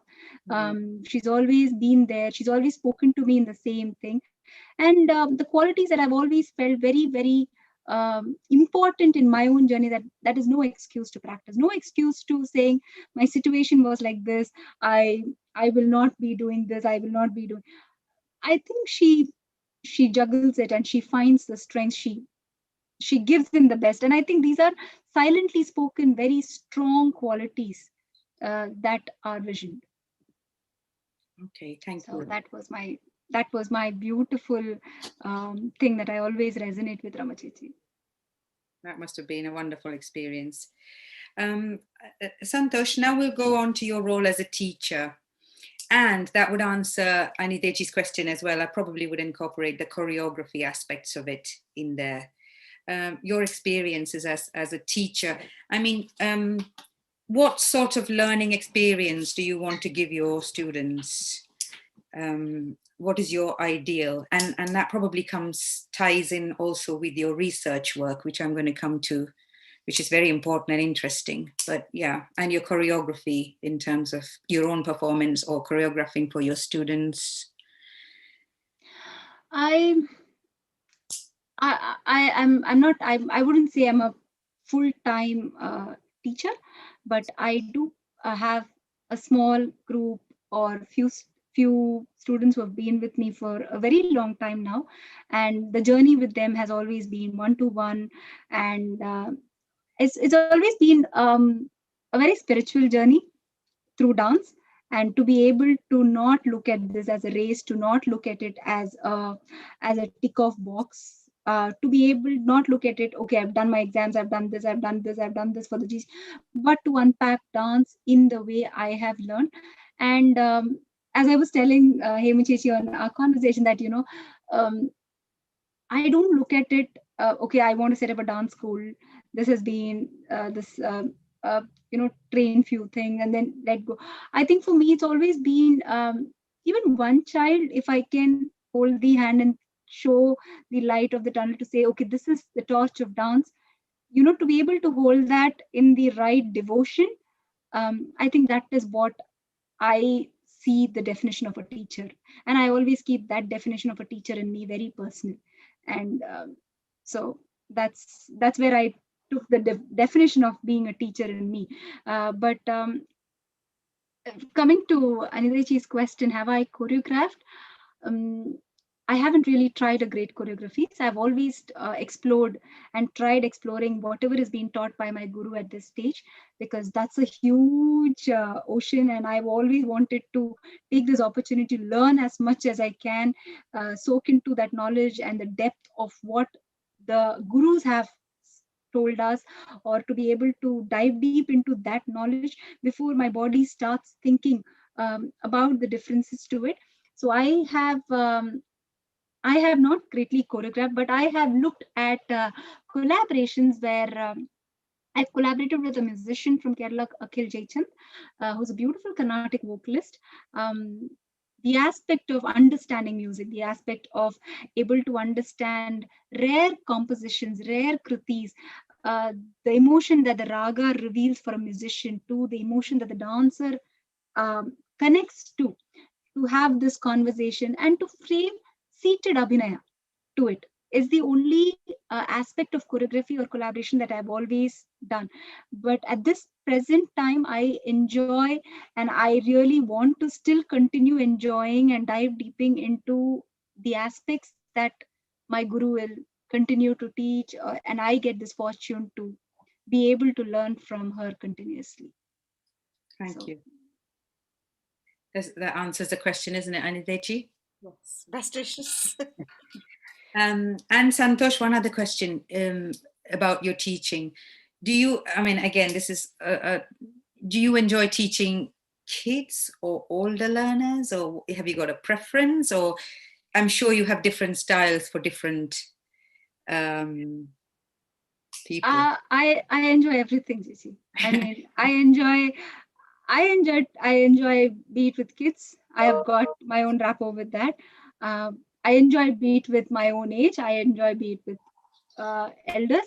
I've always enjoyed every aspect of it, and every aspect is beautiful. It gives me to learn a lot about my own self, my own way of looking at things, not just sticking to one methodology of a life thing, but I think it opens a different aspect of how their psychology works, or how do they look at things. How can I help them to look at the aspect that I have looked at? What is the way I can showcase it to them? So I think there's beauty in everything, and I kind of enjoy right from a 6-year-old to up. So. And at a young age, do you feel we were having this conversation the other day, do you feel that you will be able to tell the parent, look, this is not for your kid, or do you think you can? I've done that. I usually let, so if it's a very small child, I don't start that small. I tell them, come and let them sit down and watch. You don't have to consider this as a class, but then make it sure that that time of the week you let your child be in the class, so that let the child watch, let the child understand, observe, because they don't get this opportunity as much we get in India, to be able to sit every day in a dance class. So I think the aspect of telling a parent is, I always feel everybody has got their own cup of what's good, what their body likes, or what their mind likes, or what their soul reciprocates to. To be able to identify that, I wouldn't say it's the interest. There'll be very passionate children who are actually speaking the language without any effort, but wouldn't show that, Mommy, I want to go to dance class. They won't be telling that at a teenage. You still have to push them. But there are times when I feel a child must be excellent at something else, but because the parent want to push them because they couldn't do something, yes, they want to push them. That comes when you're not looking at the child's actual talent. My father's an amazing artist. My pen doesn't go left or right, and even if I draw a line straight, it doesn't stay straight. And I don't think I can ever justify to it. Had he put me into drawing classes also, I don't think my hand would go to it.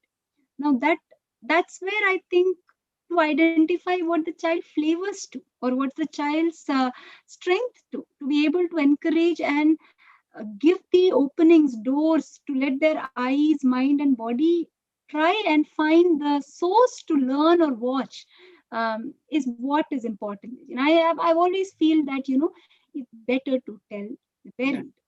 And I think that's important. It's a respect to the child. It's a respect to their emotional understanding. And for us to also accept that tomorrow it be a different flavor for us to watch. Yeah. If we just kind of ignore it at that point, I don't think it's right. Yeah.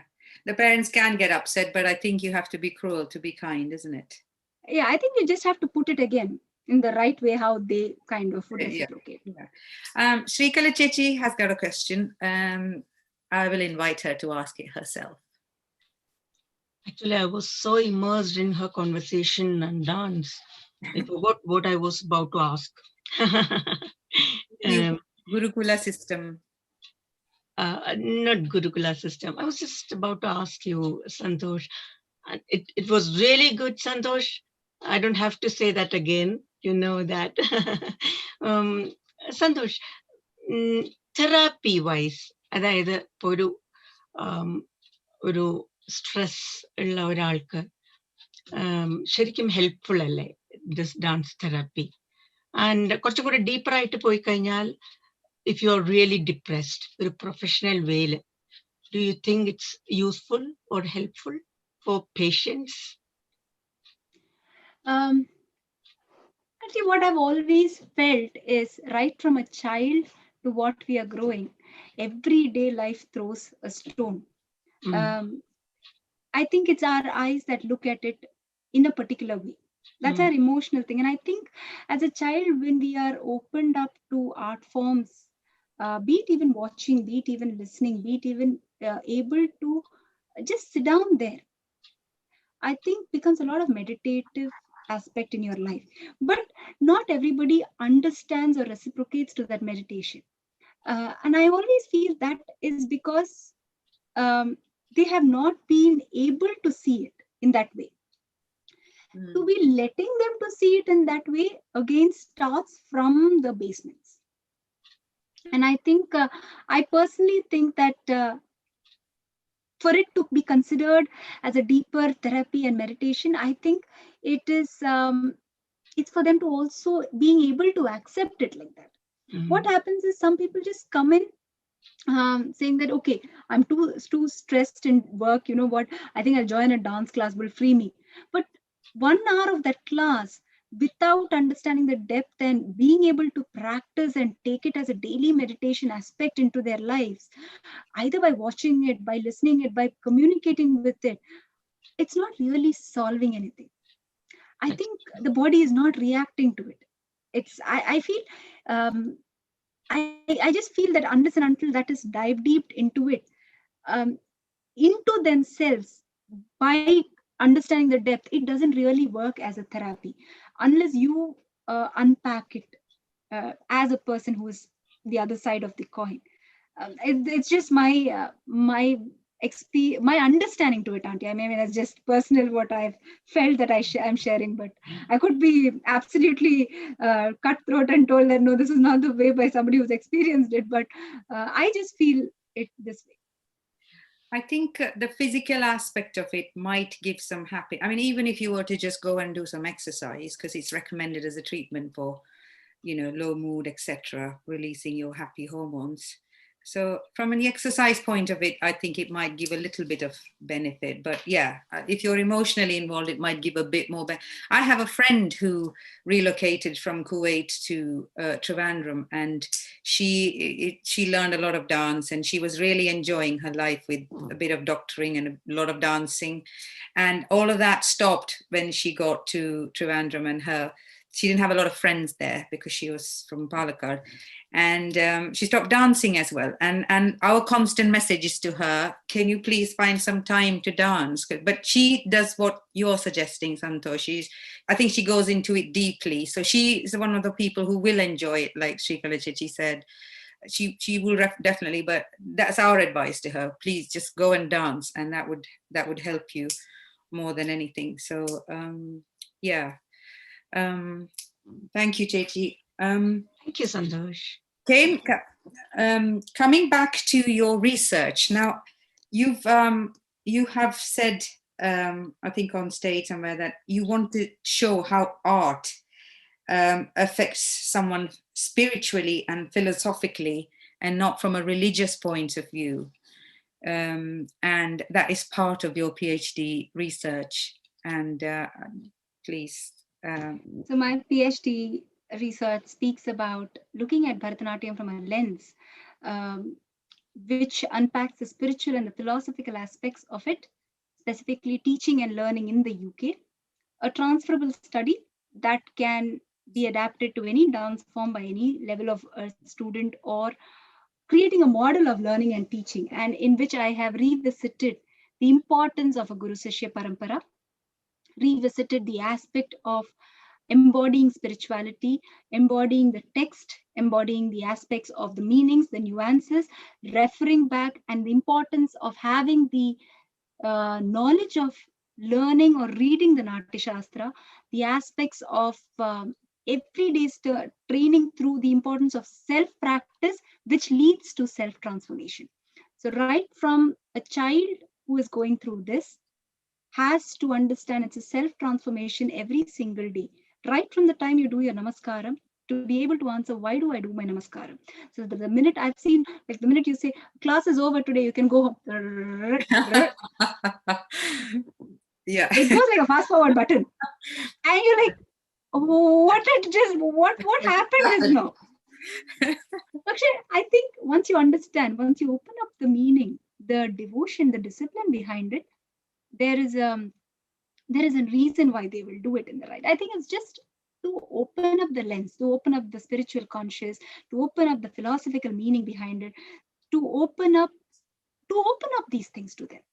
And I think this is only possible by revisiting and regenerating the importance of the Guru Sishya Parampara.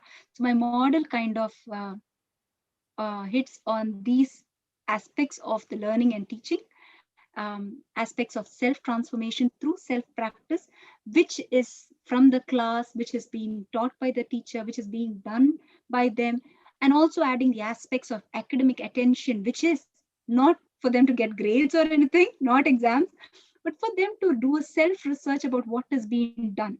A hasta, what is the variations, to be able to write a part of it, write a note on it, to be able to reflect on their learning. A journal that speaks about them, they kind of start penning down things into their journal to say, today my practice wasn't great. To be able to look at the video and to be able to say, I don't think I sat down correct, Are Mandi. I don't think my foot went right. To be able to correct themselves.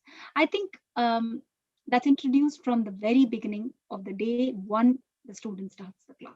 So there is a question here again by Srikala Chechi, and that's I think you kind of alluded to it. At what age do you introduce this to the spiritual aspects to the student? From the day one that we introduce to dance. The day one is a relation when the student and teacher finds a relationship. The day one is when the first aksharam of dance is even told. The first environment of the class, the vibe of the class is felt to the student. What is the youngest age that you would start? You normally teach. What is the youngest age? I have only started teaching. The youngest that I have, I don't have a lot, but then the youngest that I have is 6. And I only sit with them to talk through. And I think it. I don't rush. I'm very clear about it that I cannot rush. You cannot expect to say that you want to perform in so and so time. That's not the way. If that's what you want, and Fortunately I've had those people who do not want to go through that. But to be able to a 6-year-old, for her to stand, to be able to say, Akka, I didn't do my namaskaram properly. Akka, I didn't sit down properly.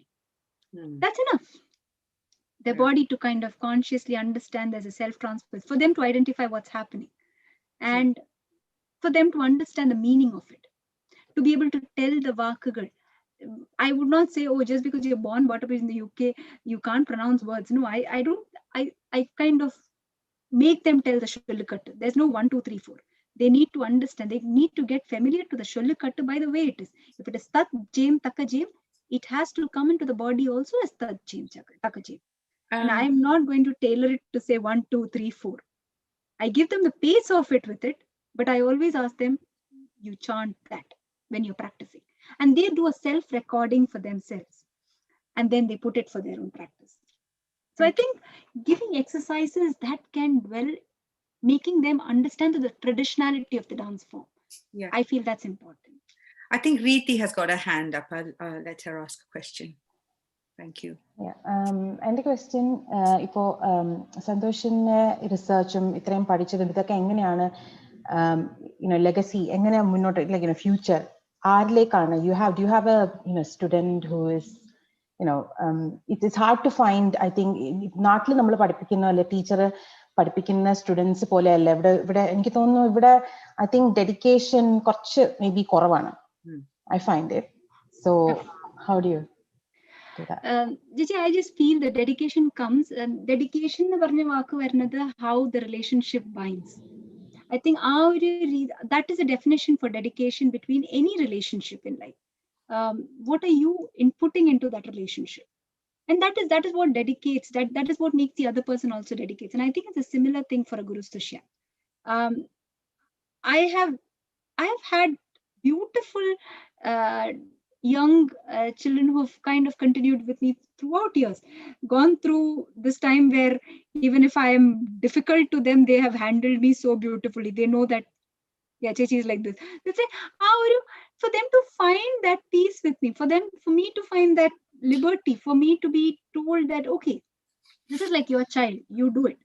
For the parent to have that trust that, കുട്ടിയെ പറഞ്ഞു കൊടുക്കുന്ന ആള് അതിപ്പം ചെറുതാണോ ചെറിയ കുട്ടിയാണോ വലിയ കുട്ടിയാണോ അതിനെക്കാട്ടിലും കൂടുതൽ ആ ഒരു എന്താ പറയാ ആ ഒരു ഫ്രീഡം ആ ഒരു സ്ഥാനം that as a mother, as a parent, you have the right to communicate to that child because that's what you're doing, to trust that person who is trying to tell that few words.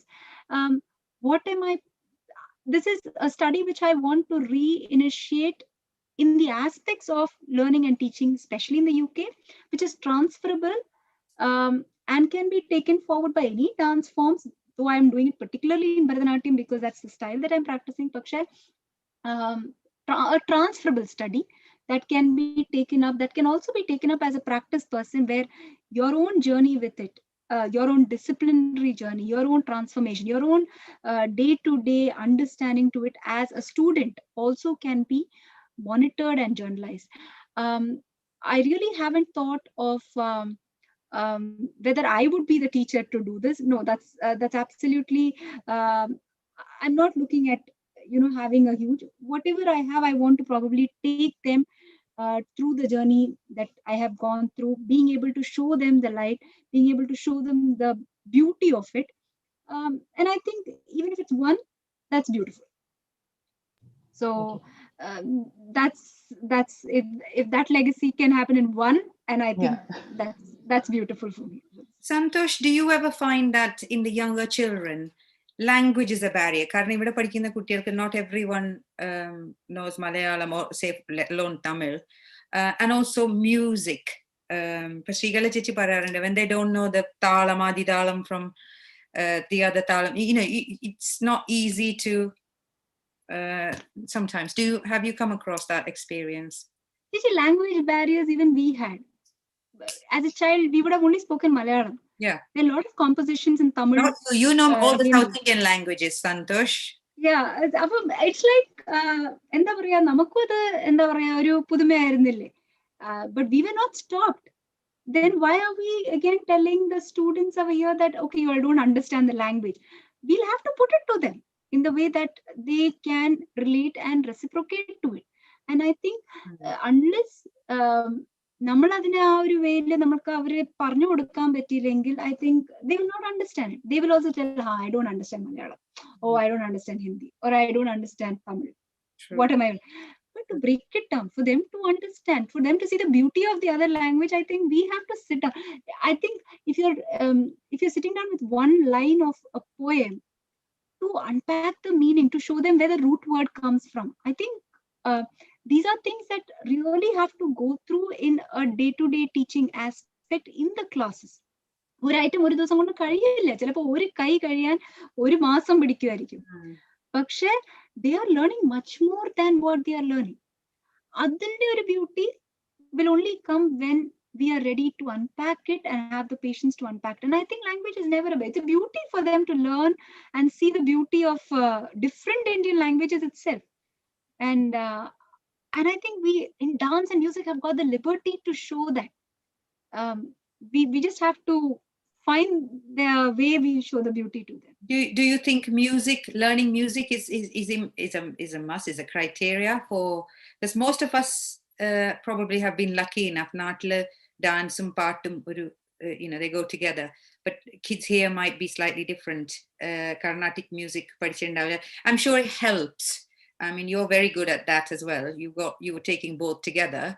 But share the children who don't have the benefit of having learned Carnatic music, do you think they are a bit of a disadvantage to learning dance? I think dance itself introduces music. Learning music or understanding from the musician's point of view is beautiful for the child. It just adds on another layer of deepening their understanding. But there's no disadvantage. If the guru is, if the teacher that they're learning dance from is able to open up the doors of the music or give them aspects of understanding the depth of the music and the ragam, and tell them, okay, this ragam, how it evokes different things. What is the emotion of the ragam? What is the musical aspects of it? That can be done in class itself also. But learning it from a musician's perspective adds another beautiful layer for their own deepening of the knowledge. It really wouldn't ever say that it's a disadvantage if they don't learn.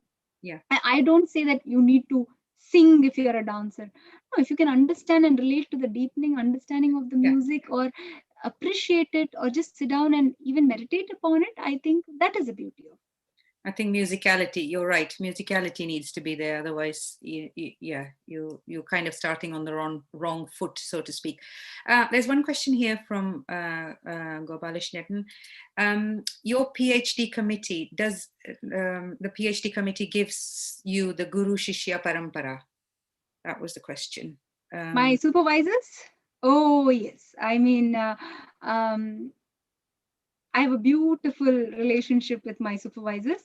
The freedom to think, the pathway to write, the attention to academic way, I totally resonate even in my own PhD learning.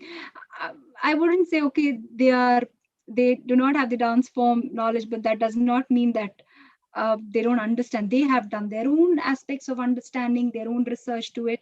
And the way they let me think and to be able to guide me through that path, to be able to let me own my thought process, to communicate to me, never getting tired of communicating the mistakes that I continuously make in my academic writings, but being able to, I have a strong and a beautiful relationship with my supervisors.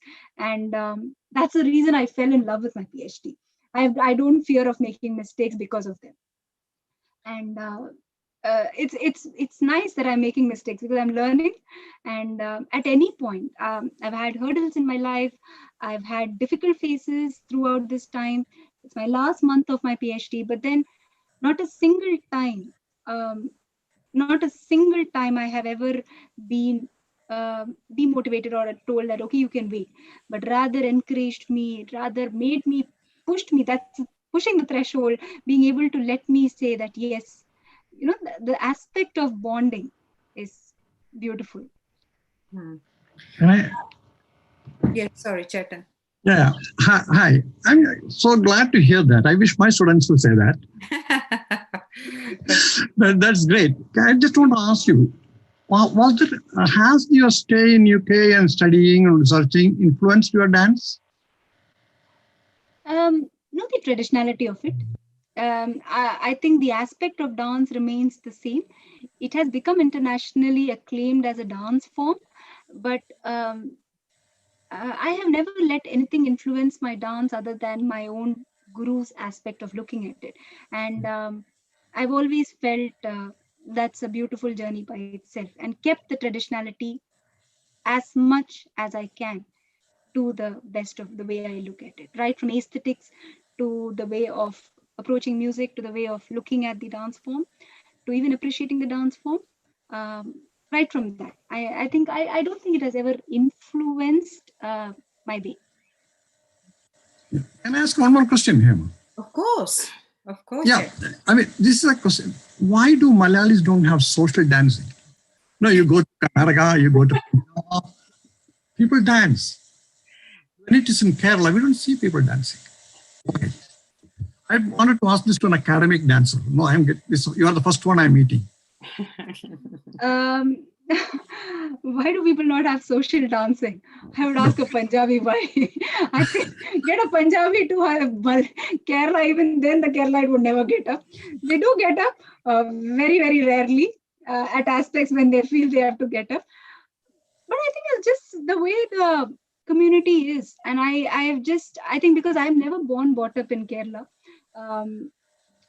I'm a proud Hyderabad born Malayali. Aspects of the traditionality of the culture my parents have truly imbibed, but I'm happy that I could get the other flavors of different states. I just feel it's not that they can't. I just feel there are lots of social factors that that stops them. Unnecessary social factors is what if I have to put it without any bias, I say these are the social factors that stop them, and it's not, they are the most potential people across the world. They are the most intrinsically talented artists across the globe. But the point there comes when the social aspects evolve, there is a reluctant aspect that does not let them be or own themselves. Everyone from Kerala who have kind of, they either go to Chennai. What is stopping? Is it the talent? No, absolutely not. The most Kalakshetra is traditionally, I think it's mostly Malayalis in Kalakshetra. But why? Why do they have to stay back? What is that stopping? I think it's a thin line of social reluctance, thin line of unnecessary developments of these reforms that does not let them own what they have owned and showcase it without any hesitations. I think I probably resonated in that way when I look at it. I could be totally wrong, but I've never had a chance to ask. Just a viewer perspective. Absolutely good answer. No? I think, Cheta, there is an interesting answer as well. It says, with the right fuel inside, every Malayali will. That resonates with me. No? There's also, Malini has said, I kind of thought that as well. Kaikotikali can be considered as a social dance, but I think you mean not getting up and not trying to do what the Punjabis do is what you were more alluding to, I think. Yeah, we dance. I think Srigala Chechi has another question regarding PhD in India. Chechi? Sorry, not PhD as such. നമുക്ക് ഇവിടെ ഈ കൺട്രിയില് ഇപ്പോൾ OEBL പോലെ കുറേയധികം examination ബോർഡും ഒക്കെ ഉണ്ട്. പക്ഷെ നാട്ടിലിപ്പോ എസ്പെഷ്യലി ഇൻ കേരള, മറ്റുള്ള സ്ഥലങ്ങളിൽ കുറേയും കൂടി ഉണ്ട്. കേരളത്തിലൊരു പ്രൈവറ്റ് ടീച്ചർക്ക് കുട്ടികളെ അപ്പിയർ ചെയ്യിപ്പിക്കാൻ ഒരു ഇൻസ്റ്റിറ്റ്യൂഷൻ ഇല്ല, അല്ലെ? അല്ലെങ്കിൽ അവർ അവിടെ ചേർന്ന് പഠിക്കണം. അതല്ലാതെ ഒരു പ്രൈവറ്റ് ക്ലാസ്സിൽ അപ്പിയർ പോകുന്ന ഒരു കുട്ടിക്ക് ഒരു എക്സാമിനേഷൻ ബോർഡ് ഇല്ല. അവർക്കത് ക്വാളിഫൈ ചെയ്യാൻ പറ്റുന്നില്ല. ഓഫ് കോഴ്സ് ക്വാളിഫിക്കേഷൻ ആണോ ദ മെയിൻ തിങ് എന്നുള്ളത് another question. പക്ഷെ യൂഷ്വലി ഇപ്പൊ നമുക്ക് ഇവിടെ സർട്ടിഫിക്കറ്റ്സ് കിട്ടുമ്പോൾ അതിന്റെ ഒരു എൻകറേജ്മെന്റ് ഉണ്ടല്ലോ കുട്ടികൾക്ക്. Thank you Santosh. സന്തോഷ് കാരനാണ് ഞാൻ OEBL തുടങ്ങിയത് കേട്ടോ. അറിയാലോ, സന്തോഷിന്റെ ബുക്കും സന്തോഷമാണ് എന്നെ ഇൻട്രൊഡ്യൂസ് ചെയ്തത്. And just resonating back. Firstly, I mean, ഞാൻ പഠിക്കുമ്പം ഞാൻ ഡാൻസിന്റെ എക്സാംസ് ചെയ്തത് maybe after like in the 15-16 years of having the training, and appalum in the examination I think maybe all of us have probably had that experience of not considering exam to qualify the quality of dancer that we could be possibly made or we could be shaped into. Is it an encouragement? I don't know how to look into that, but in the model that I am working on specifically to my PhD, I have never put a quantitative aspect of an exam tick-off mark. Kerala, if you're looking at it, I think the quality of dancer, the dance itself speaks. It is, it's just too many attributes. There's no healthy competition of see, Kalolsam is looked at it from a very different lens. unlike the aspect of it differently. There's so many things. But the deep-rooted aspect of a dance form is very rarely seen by one or two people.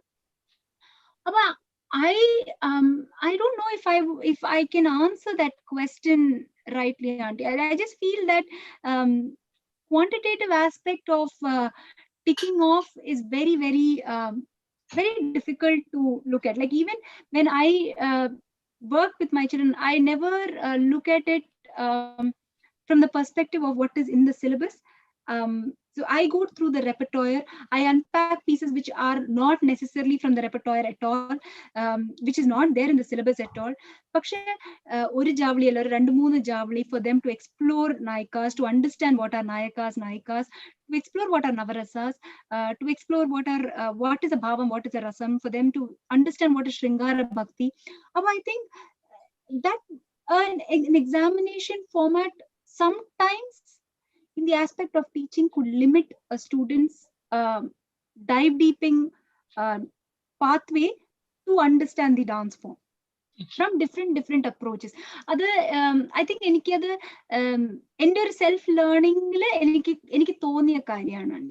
I think I completely resonate to it because എനിക്ക് തോന്നുന്നത് you kind of learn. ഒരു കൈ ഒരു ഇതിനകത്ത് നിന്ന് പഠിച്ചാലും ആ item complete ചെയ്യണേക്കാട്ടിലും എനിക്ക് ആ ഒരു കൈ is not into my body. അല്ലെങ്കിൽ ഒരു കൈ how do I kind of re-understand it?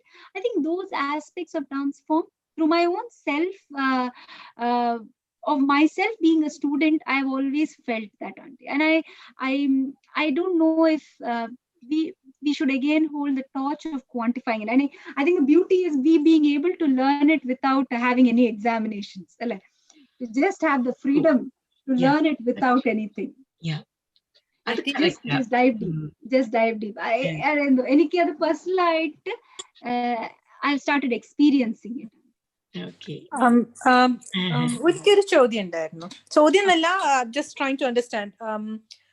ചോദിച്ചോട്ടെ? കുഴപ്പമില്ലല്ലോ. സന്തോഷ് മീൻ ചെയ്തത് as in an examination doesn't exactly tell you how fine a dancer is, right? Necessarily not. It's another tick of box. Yeah. Is that what you were trying to convey? Yeah, so what I was trying to convey was that an examination not necessarily qualitatively ticks you as a dancer. Quantitatively, there must be milestones that you're trying to achieve. What does the milestone define? Again, defines differently. Whether you're looking at performing on as a 17-year-old or an 18-year-old, are you seeing yourself to be able to perform on a stage and understand the nuances, the qualitative approach to it, being able to perform in a sabha, which is a sabha filled with artists and art lovers, to be able to have the confidence to present there? Or is it another tick off box? Okay, this is where I'm doing. That does not mean that people who are doing examinations are low in quality. No, that is also not the aspect of it. But the aspect of it, not necessarily a dance examination qualifies the qualitative aspect of the dance. Not necessarily. Yeah, I think that's a good question, isn't it? Lot of different streams of thinking. I think on one hand, if the kid gets a little certificate, you could say that that's a positive boost. Then they want to, I've got this, I've done this, I've done level 1 and then go on to the next stage. But that's encouragement for the kid. But what you're saying is that's not necessarily needed. You dance for, you dance for passion. I mean, I've been guilty as a parent putting my children through exams for the flute or the violin or whatever, and there are some parents who just do it for the sake of enjoyment. So I think kids enjoy it more when there's no fear of exam, but equally when they get a certificate they also like it. So much so that in our school, when the kids were young, they were handing out certificates. It comes out of a packet of box of cereals, you get a certificate. If you get certificates for silly things, but that kind of spurs them on if they are very young. So there's encouragement.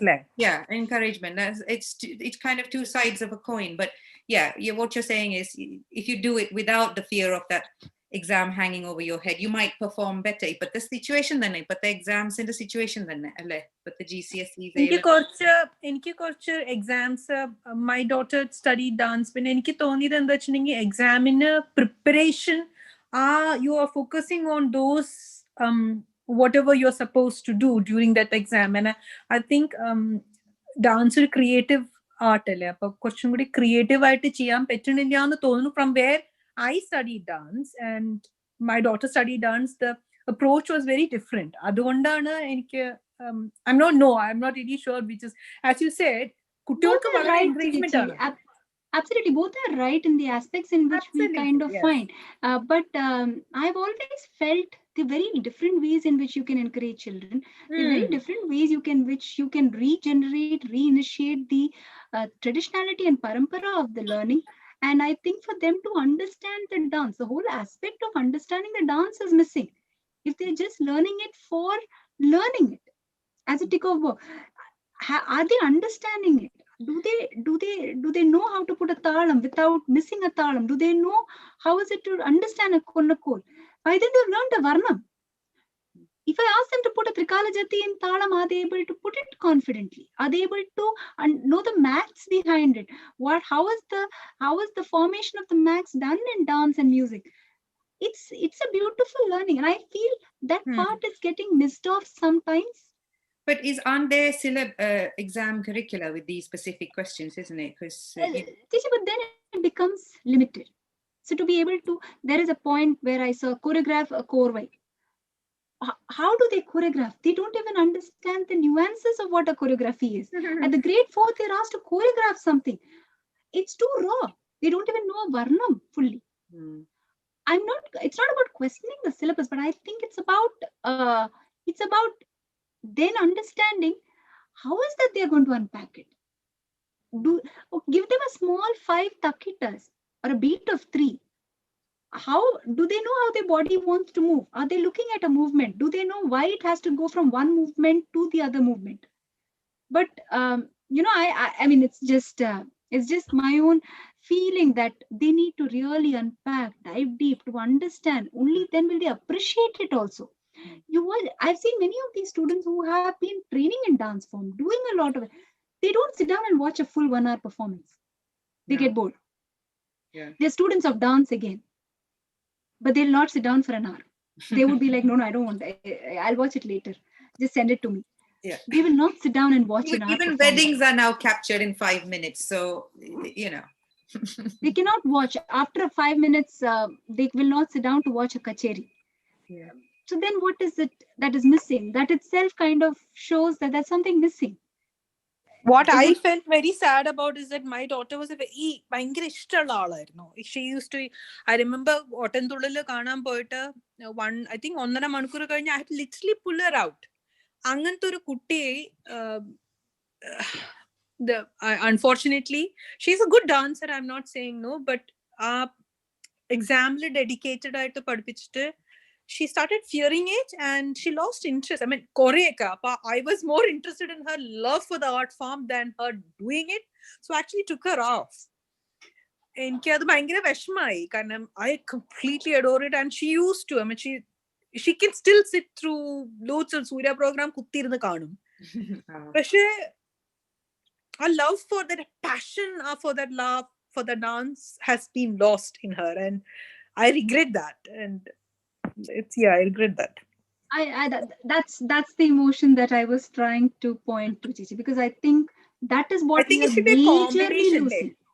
Like combination, and I think the teaching should be a bit slower എന്നാണ് എനിക്ക് തോന്നുന്നത്. There's no rat race here. We are not running any race. What are we running for? For them to do a GCSE and get some 65 points because they get this thing. As a science, if you're applying for a medical school, what do I have to do if you're dancing? There's so many people who are doing things in school. What do I have to do if you're dancing? Okay, fine. That's good for your SOP.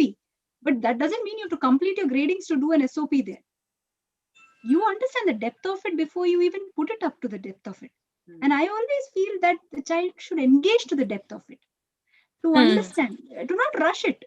Only then I think one in the make will be nice. To even at least look at a dancer, to even appreciate it, to understand the music, aesthetics of it. They'll be interested in it on a long run.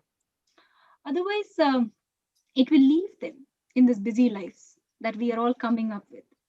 Learn the art form as as it's art rather than exam. I think that especially the theory part of it, it's too long for them. It's too long for them. And so large. I mean, it's so vast. ആ ഏജിലെ കുട്ടികൾക്കൊക്കെ മനസ്സിലാവാൻ ഇവൻ ഡ്രസ്സാസ് ചിലപ്പോ തോന്നും എന്താണ് 8 വയസ്സുള്ള കുട്ടിക്ക് ശൃംഗാരം മനസ്സിലാവണം വെച്ചിട്ടുണ്ടെങ്കിൽ വളരെ there are children who learn മനസ്സിലാവണം പക്ഷെ ശരിക്കും അത് മനസ്സിലാവണമെങ്കിൽ you have to reach that age അല്ലേ. I think tailoring an item that is right for the age, right for their understanding and unpacking it at that time is very, very important. I have not taught my 14-15-year-old also a Shringara piece in that way. I have taught Shringara Bhakti, but I have not introduced Shringara. I have shown Nayikas, but on different tailors. I don't think unless they understand the broadened aspect of the depth of the poetry, they will not be able to appreciate the Nayika as it is. They will just take it as something to laugh on, which should not become something that they should be introduced to. മനസ്സിലാവാണ്ട് ചെയ്യാ അല്ലേ. Okay. Yes. സമയം 5:15 5:20 കേട്ടോ. Okay, we'll wind up quickly. Asha, do you have any question that you wanted to ask? ഇല്ല പറഞ്ഞതിനിടയ്ക്ക് ഇനി വല്ല dance വല്ലതും ഉണ്ടോ? Dance, I think, Ale Santosh, I think there's only one, which is the YouTube thing, which I had sent it to Sriram Jaran, if that you want to play, the collaboration thing. Yeah. Okay, we can play that. I think people might want to see you. I think they absolutely admired we got good comments here about what you did, the instant Abhinaya session that you did. Asha, is there a quick question you wanted to ask? I mean, really amazed to meet you today, such a wonderful list of achievements, ചോദ്യം എല്ലാവരും cover ചെയ്തു. അതിനകത്ത് എനിക്കിപ്പോ അതിനെ പ്രത്യേകിച്ച് I was listening to all these 2.5 hours, it was really good. പിന്നെ എനിക്ക് എൻ്റെ പേഴ്സണലി എനിക്കിപ്പോ ഇതിനകത്ത് നിന്നൊക്കെ പറഞ്ഞ സമയത്ത് വന്ന ഒരു തോട്ടം എന്ന് പറഞ്ഞു കഴിഞ്ഞാല് ഇപ്പൊ നമുക്ക് ഈ ഏത് സ്റ്റൈലാണെങ്കിലും നമ്മൾ ചെറിയ കുട്ടികളുടെ കാര്യം ഇപ്പൊ പറഞ്ഞുകൊണ്ടിരുന്നത്. പക്ഷെ എന്റെ ഒരു ഏജില് ഇപ്പം now I had a break and then I started again. എപ്പോഴും നമുക്കൊരു ഫീലിംഗ് ഉണ്ട്, അതായത് there are certain steps or adavus എനിക്ക് ചെയ്യാൻ പറ്റുന്നില്ല due to health reasons or whatever. അപ്പൊ ചിലപ്പോ എനിക്ക് തന്നെ ഭയങ്കര ഒരു എന്താ പറയാ, ഐ ഫീൽ ഡിജക്റ്റഡ്. എനിക്ക് തോന്നുന്നു ഇത് പെർഫെക്റ്റ് അല്ല and I lose my confidence in that. അപ്പൊ അത് പിന്നെ ശ്രീകല ചേച്ചി is gone to call me back and tell me off for this. പക്ഷെ ഇറ്റ്സ് ഹൗ യു ഒരു ആർട്ടിസ്റ്റ് ഇവോൾവ് ചെയ്യുമ്പോൾ ഇപ്പം ചെറിയ കുട്ടികൾക്കെന്ന് പറഞ്ഞാൽ എന്തും ചെയ്യാൻ പറ്റും. But as you grow older, there are certain things. I've heard Ramaji in one of her interviews talking about knee injuries and things like that. അപ്പൊ അതൊക്കെ എന്താ പറയാ, എനിക്ക് പേഴ്സണലി എനിക്ക് അതൊരു it's a knock on my confidence actually. അപ്പൊ അങ്ങനെയുള്ള കാര്യങ്ങൾ I don't know, I hope you don't come across any of those, but from you seeing some of those great artist, അതിനെ കുറിച്ച് എന്തെങ്കിലും പറയാനുണ്ടോ? Vijay, I think if you look at confidence, I think life will hit a lot of it, lot of throws. I'm also I think few months back I had something very hit. I've been going through something very seriously for the past 2 years, but then not health-wise, but emotionally. But then in all its runs, you break down, but then I think you got to pick up and say, it's not impossible. There are a lot of stories which challenge you to think that, come on, they could do it. What are we? We've got everything in us. Why can't we do it? If you're looking at a Sharakal Adavu and saying, I'm not able to do it, I don't think my body is looking nice on it, it's just in you. And maybe when Shrikala Aunty was teaching you, that's why she didn't want to change it, because she wanted you to tell that, okay, you can do it. you don't look at it in that aspect. You probably have to understand that she's at least not changing it, rather pushing you and saying that you do it. This is how it is. You practice it. And I think we are never too old to do anything. I think it's kind of wired in us to find the confidence, to find the space, to find the motivation. Everything is in with us. And I think motivation comes, I personally feel, within us. Your dialogues to yourself, you're talking to yourself, you're being able to hold yourself, you being able to communicate, you being able to chant what is to yourself always gives motivation. That's my personal Vijay. I've always chanted in myself to what I want to do. And my mother strongly tells, no situation, you shouldn't complain that this situation was the reason why I didn't do this. And I truly believe in what she said to me then and even today, that I don't want to look back and tell that. I think I pick up. That's okay, that's happened, but then, do it. Thank you, Santosh. I think the audience is very keen to see the other dance video. So Sriram, although Santosh initially said we won't play the other one, can we please now, if we've got the time, say the chatter, we've got the time.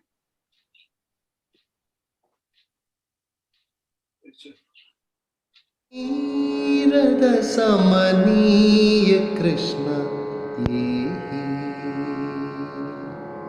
Jaya Nirada samaniya Krishna Jaya Nirada samaniya Krishna Jaya Jaya Jaya Nirada samaniya Krishna Jaya Jaya Jaya Nirada samaniya Krishna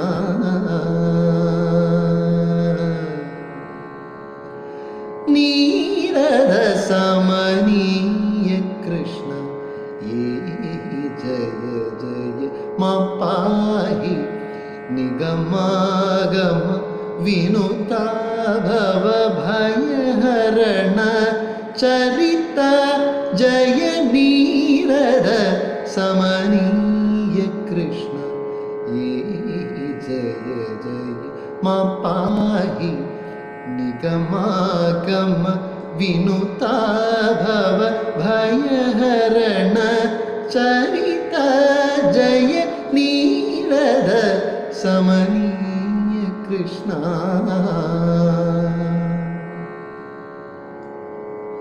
Naravara Stuti Rupa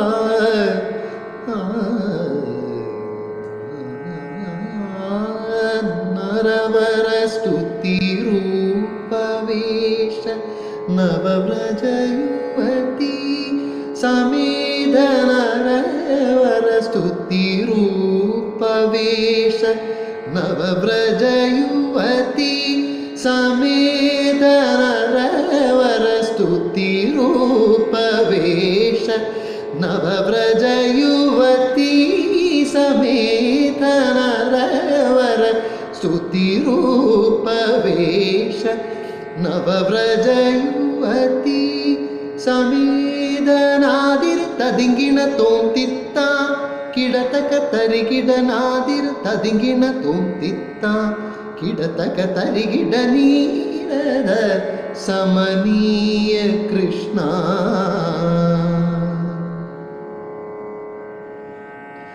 Naravara Stuti Rupa Vesha Navabraja Yuvati Samedha Nadir Tadingina Tom Titta Kidataka Tarigida Nadir Tadingina Tom Titta Kidataka Tarigida Nirada samaniya Krishna Jaya Jaya Mapahi Nigamagama Vinuta Bhava Bhayaharana Charita Jaya Nirada samaniya Krishna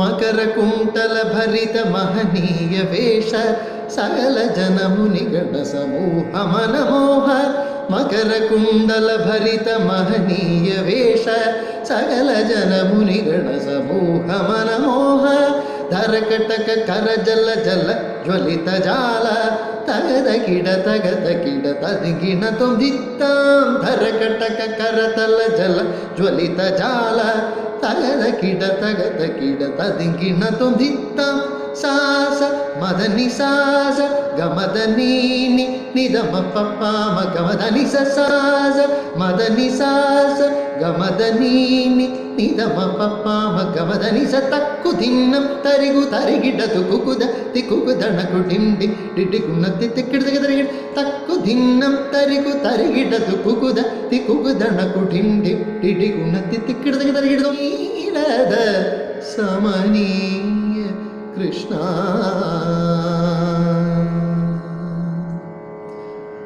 MAPPA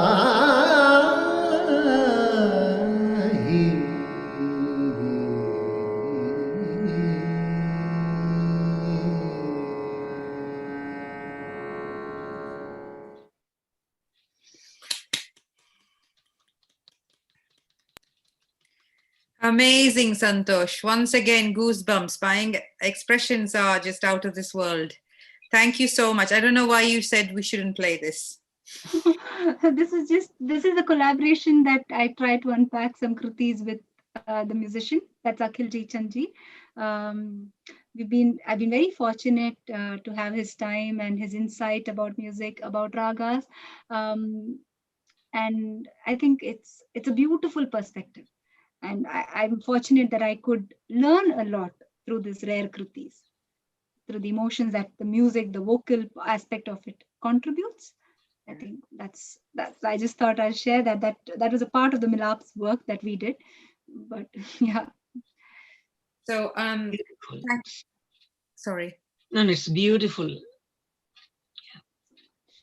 So thank you so much, Santosh. Looking at the responses, I think you've got a good fan base now, and amazing performance. Truly, from the bottom of my heart, it's really stunning, and your achievements are outstanding, considering how old you are. Well, considering everything, but especially how old you are. I mean, hope we will catch up again, meet at some point, and let us know when your PhD is completed. 1 more month, yeah. 1 more month. I'm in my final stage of submitting. So yeah. I seek all your prayers and blessings. Absolutely. And hopefully I'll be able to do justice to the success of this. I just hope I do my best into giving good thing. But thank you so much, Hema Chechi. Firstly, it was wonderful talking to you. I'm going to miss talking to you over the chats, but then I'm surely going to keep in touch and continue talking to you. But on a personal and on my own note, I would like to thank Shrikala Chechi, Anita Chechi, whom I met Ash Chechi here, and a lot of new faces and familiar ones. Thank you so much for taking your valuable time from your schedules and coming here and giving me this encouragement to talk and share things and getting insights from you all to be able to think. I think a lot of things that I take back today is to let me think about what I want to do next. But a big thank you to Pratap Chetan for considering to call me this evening. A big thank you to you for introducing me to Kala. Thank you to Pancham Ji for actually introducing me to Pratap Chetan and Vas Chetan. And it's really been a beautiful time. Again, a big thank you to Sriram Chetan for facilitating this and taking it so neatly and as a beautiful way of the tech aspects of it. Thank you so much. And Suku uncle for such a beautiful yet another beautiful family in UK through the Kala. Thank you so much for this. Thank you. Santosh, ഞാൻ പറയേണ്ട സന്തോഷം പറഞ്ഞു, അതുകൊണ്ട് എനിക്ക് പറയേണ്ട. പക്ഷെ എന്നാലും എനിക്ക് പറയാനുള്ള ഒന്ന്, പ്രസിഡന്റിന് അവാർഡ് കിട്ടുന്നത് റെയറാണ്, അപൂർവമാണ്, എല്ലാവർക്കും കിട്ടുന്നതല്ല. പക്ഷേ എനിക്ക് ഏറ്റവും ഇഷ്ടപ്പെട്ടത് അവാർഡ് തന്ന പ്രസിഡന്റ് APJ ആകുമ്പോഴത്തേക്കുള്ള ആ ജീവിതത്തിൽ സന്തോഷം കിട്ടിയ ഏറ്റവും വലിയ ബഹുമതിയായിട്ട് ഞാൻ കണക്കാക്കുന്നു. അദ്ദേഹത്തിൽ നിന്ന് മേടിച്ചു കൊണ്ടിട്ടാണ്. കാരണം അത്ര വാല്യുവബിൾ ഒരു മനുഷ്യനും കൂടെ ആയതുകൊണ്ട് എനിക്ക് എൻ്റെ മനസ്സിൽ തട്ടിയതുകൊണ്ട് ഞാൻ പറയുന്നു. ഏതായാലും അച്ഛനോട് കാര്യങ്ങളൊക്കെ പറയുക, അദ്ദേഹം കാണുകയാണെന്ന് വിചാരിക്കുന്നു. ഏതായാലും ഇത് ചെയ്തതിന് വേണ്ടിയിട്ട് നമ്മൾ വാസുദേവനെ ഇൻട്രൊഡ്യൂസ് ചെയ്യാൻ പറ്റിയില്ല, നേരത്തെ ചെയ്യേണ്ടതായിരുന്നു. ഇപ്പം അദ്ദേഹം ഉണ്ടോ എന്ന് എനിക്ക് അറിഞ്ഞൂടാ. വാസുദേവൻ വന്നതിന് നന്ദി. പിന്നെ അദ്ദേഹം മറ്റ് ടീച്ചർ അദ്ദേഹം പോയി. പിന്നെ പ്രതാപ്, തീർച്ചയായിട്ടും പ്രതാപിനോടും ഞാനും പറയണം, ശ്രീറാം എല്ലാം ചെയ്തതിനും. ഹേമ നന്നായിട്ട് ചെയ്തു, എല്ലാവരും എൻജോയ് ചെയ്തു. പിന്നെ 5:15, 5:30 വരെ ആയതുകൊണ്ട് മാത്രം നമുക്ക് നിർത്തേണ്ടി വന്നു എന്നുള്ളതേ ഉള്ളൂ. ക്വസ്റ്റ്യൻ ഉണ്ടായിരുന്നു ചേട്ടാ, ഇനിയും ക്വസ്റ്റ്യൻ ഉണ്ടായിരുന്നു, അത് ഞാൻ പിന്നെ ചോദിക്കും. അല്ല, ഇനി ആകുന്ന കുഴപ്പമില്ല. ഞാൻ വെച്ചാൽ 5:30 കഴിഞ്ഞു കഴിഞ്ഞാൽ പിന്നെ നമുക്ക് ഈ നിലാവുണ്ടെന്ന് പറഞ്ഞ് നേരെ വിളിക്കൊല്ലം മോഷ്ടിക്കാൻ പാടില്ല. കൊണ്ട് പറഞ്ഞുള്ളതേ ഉള്ളൂ. എല്ലാം നന്നായിരുന്നു. ഇനിയും എല്ലാം ഭംഗിയായിട്ട് വരട്ടെ എന്ന് വിശ്വസിക്കുന്നു. ചേട്ടാ വാസുദേവൻ ഉണ്ട് കേട്ടോ. ചേട്ടാ വാസു ഉണ്ട് അവിടെ. Vasu is still there. നമസ്കാരം വാസുദേവൻ. നമസ്കാരം. അൺമ്യൂട്ട് ചെയ്യണം. നമസ്കാരം. നമസ്കാരം. ഇത് കുറെ നാളായിട്ട് ഇങ്ങനെ നോക്കിയായിരുന്നു കേട്ടാ, കിട്ടുന്നില്ലായിരുന്നു. അല്ല, നിങ്ങളുടെ പല പ്രോഗ്രാം നമ്മൾ എപ്പോഴും അറിയാറുണ്ട്. വളരെ നല്ല പ്രോഗ്രാം. കല, Sukumaran G, knitting a good family in UK. കലയുടെ ഒരു you actually give birth to Kala, I was told. അപ്പോൾ ഇപ്പൊ ഈ പുതിയ സന്തോഷിനെ കൊണ്ടുവരുന്ന upcoming budding talent, I think her journey was quite interesting to understand. I was there actually. I was keep going and coming, but but it was very good. So, and in fact, having thanked everyone, but I think Sukumaran ji, you are the one which actually doing quite a lot of things. We are very pleased. Everyone. You are giving opportunity to lots of people. You have built a very good team, and I will be always there, whatever small help, whenever it is required. കിട്ടുന്നില്ല, അതേയുള്ള സങ്കടം. പിടിച്ചാ കിട്ടുന്നില്ല കേട്ടാ. I'll be there. Panchamine പറ്റി എല്ലാവരും പറഞ്ഞു കഴിഞ്ഞു. Pancham and me go back, long way. We work together. So I think we know each other. I mean, he's like my family member. So I think 30-40 years. In fact, Pancham will be more than happy to help Kala to, whatever, help we need. I'm sure. I'm sorry, Pancham. I'm taking the liberty to take that. So, it's good, actually, excellent. I think it has provoked the talent. Sometimes, we learn lots of things in childhood and we lose the way. But I was listening to some of the comments by the members. It was so good, and it is giving a spark to some of the hidden talent. So that's excellent. And thank you very much, Santosh. Your journey is something, maybe we should take back to the second generation of Kala family. I don't know how we are going to do it. Yes, that is a big question, Vasudevan. Yes, you said rightly. Yeah, I think Santosh is listening, and Pradap, you are as well listening. Yes, okay. Let us see how. Pancham sir, thank you. നമ്മുടെ ഇനി art form. Can you bring something more to us? Okay. ശിലയെ കൈകൊണ്ട് ശിവരൂപമാക്കുന്ന കലയുടെ കാലുകളിൽ കൈതൊഴുന്നേൻ. That has been my humble motive in life. Anytime, anything I can do for you, I'm just a call away. I'll be honored and I'll be humbled. I will deem it as a great privilege to render any service to Kala. Thank you. Thank you very much. I'm so happy that because I fondly call, I've never called him Panchamji. I always call him Appa. And I've got a very cuddly name from him, which is Bittiya. And I think that's so nice that I could have his presence. I just feel so, the essence of strong spiritual vibe and strength through your presence. Thank you so much for coming. And I know it's very late, but then, you stayed back this late to join. Yeah, that's another thing. It is, you can imagine the time in India now. So Thank you once again. Thank you very much. Absolutely a pleasure. Because after today's interview, I felt that I could spend more time with Santosh today than I have ever done. And probably it reinforces me to claim ownership of that appa that I have on Santosh. Okay, thank you. അപ്പോൾ നമുക്ക് ശ്രീറാമൻ എന്തെങ്കിലും ശ്രീറാം എല്ലാം ചെയ്യുന്ന ശ്രീറാമൻ ഇരിക്കുന്ന അവിടെ ഒന്നും മിണ്ടുന്നില്ല. ഇന്നലെ ശ്രീറാമൻ്റെ ഒരു 3-4 ദിവസത്തെ പരിപാടി കഴിഞ്ഞിട്ടാണ് ഇന്നത്തേലേക്ക് വന്നത്. ശ്രീറാം ഉറക്കക്ഷീണം കാണുമായിരിക്കുന്ന അറിയാം. എന്നാലും ശ്രീറാമൻ എന്തെങ്കിലും പറയാനുണ്ടോ? ശ്രീറാം ഇല്ല, ഒന്നുമില്ല ഏട്ടാ. നമ്മള് യൂട്യൂബ് ലൈവ് ആണ്. അത് എപ്പോ ക്ലോസ് ചെയ്യണം ഞാനിങ്ങനെ നോക്കി. ക്ലോസ് ചെയ്യാം, കുഴപ്പമില്ല. ഓക്കെ, ഒരു കാര്യം കൂടെ പറഞ്ഞാൽ കൊള്ളാവുന്നുണ്ട്. അപ്പോൾ സന്തോഷിന്റെ നിന്ന് കിട്ടേണ്ടത് നമ്മുടെ ഇവിടുത്തെ കുട്ടികൾ യൂത്ത് വല്ലവരും ഇൻട്രസ്റ്റ് കാണിക്കുകയാണെങ്കിൽ how you will be able to teach them ചോദ്യമുണ്ട്. നമുക്ക് വി ക്യാൻ കമ്മ്യൂണിക്കേറ്റ് ത്രൂ, ഇപ്പൊ വാട്സാപ്പ് ഉണ്ടാവുമോ ഇല്ലയെന്ന് എനിക്കറിയില്ല, എന്നാലും സിഗ്നൽ നമുക്ക് കമ്മ്യൂണിക്കേറ്റ് ചെയ്യാം. Hema can communicate. ഹേമ ഏതായാലും വെരി ഗുഡ്, താങ്ക് യു. എല്ലാവരോടും നന്ദി. പാർട്ടിസിപ്പേറ്റ് ചെയ്ത എല്ലാവരോടും പറയാനുണ്ട്.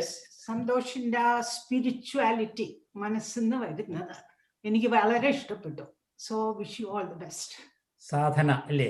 അതെ, സാധന അല്ലേ? It was very that is inside you. Yeah, you are an inspiration to younger generation. ആണ് നമ്മളൊക്കെ കഴിഞ്ഞു പോയില്ല, അതുകൊണ്ട് yeah, I hope we had some younger audience as well today listening to you. I'm watching that. Thank you. Thank you.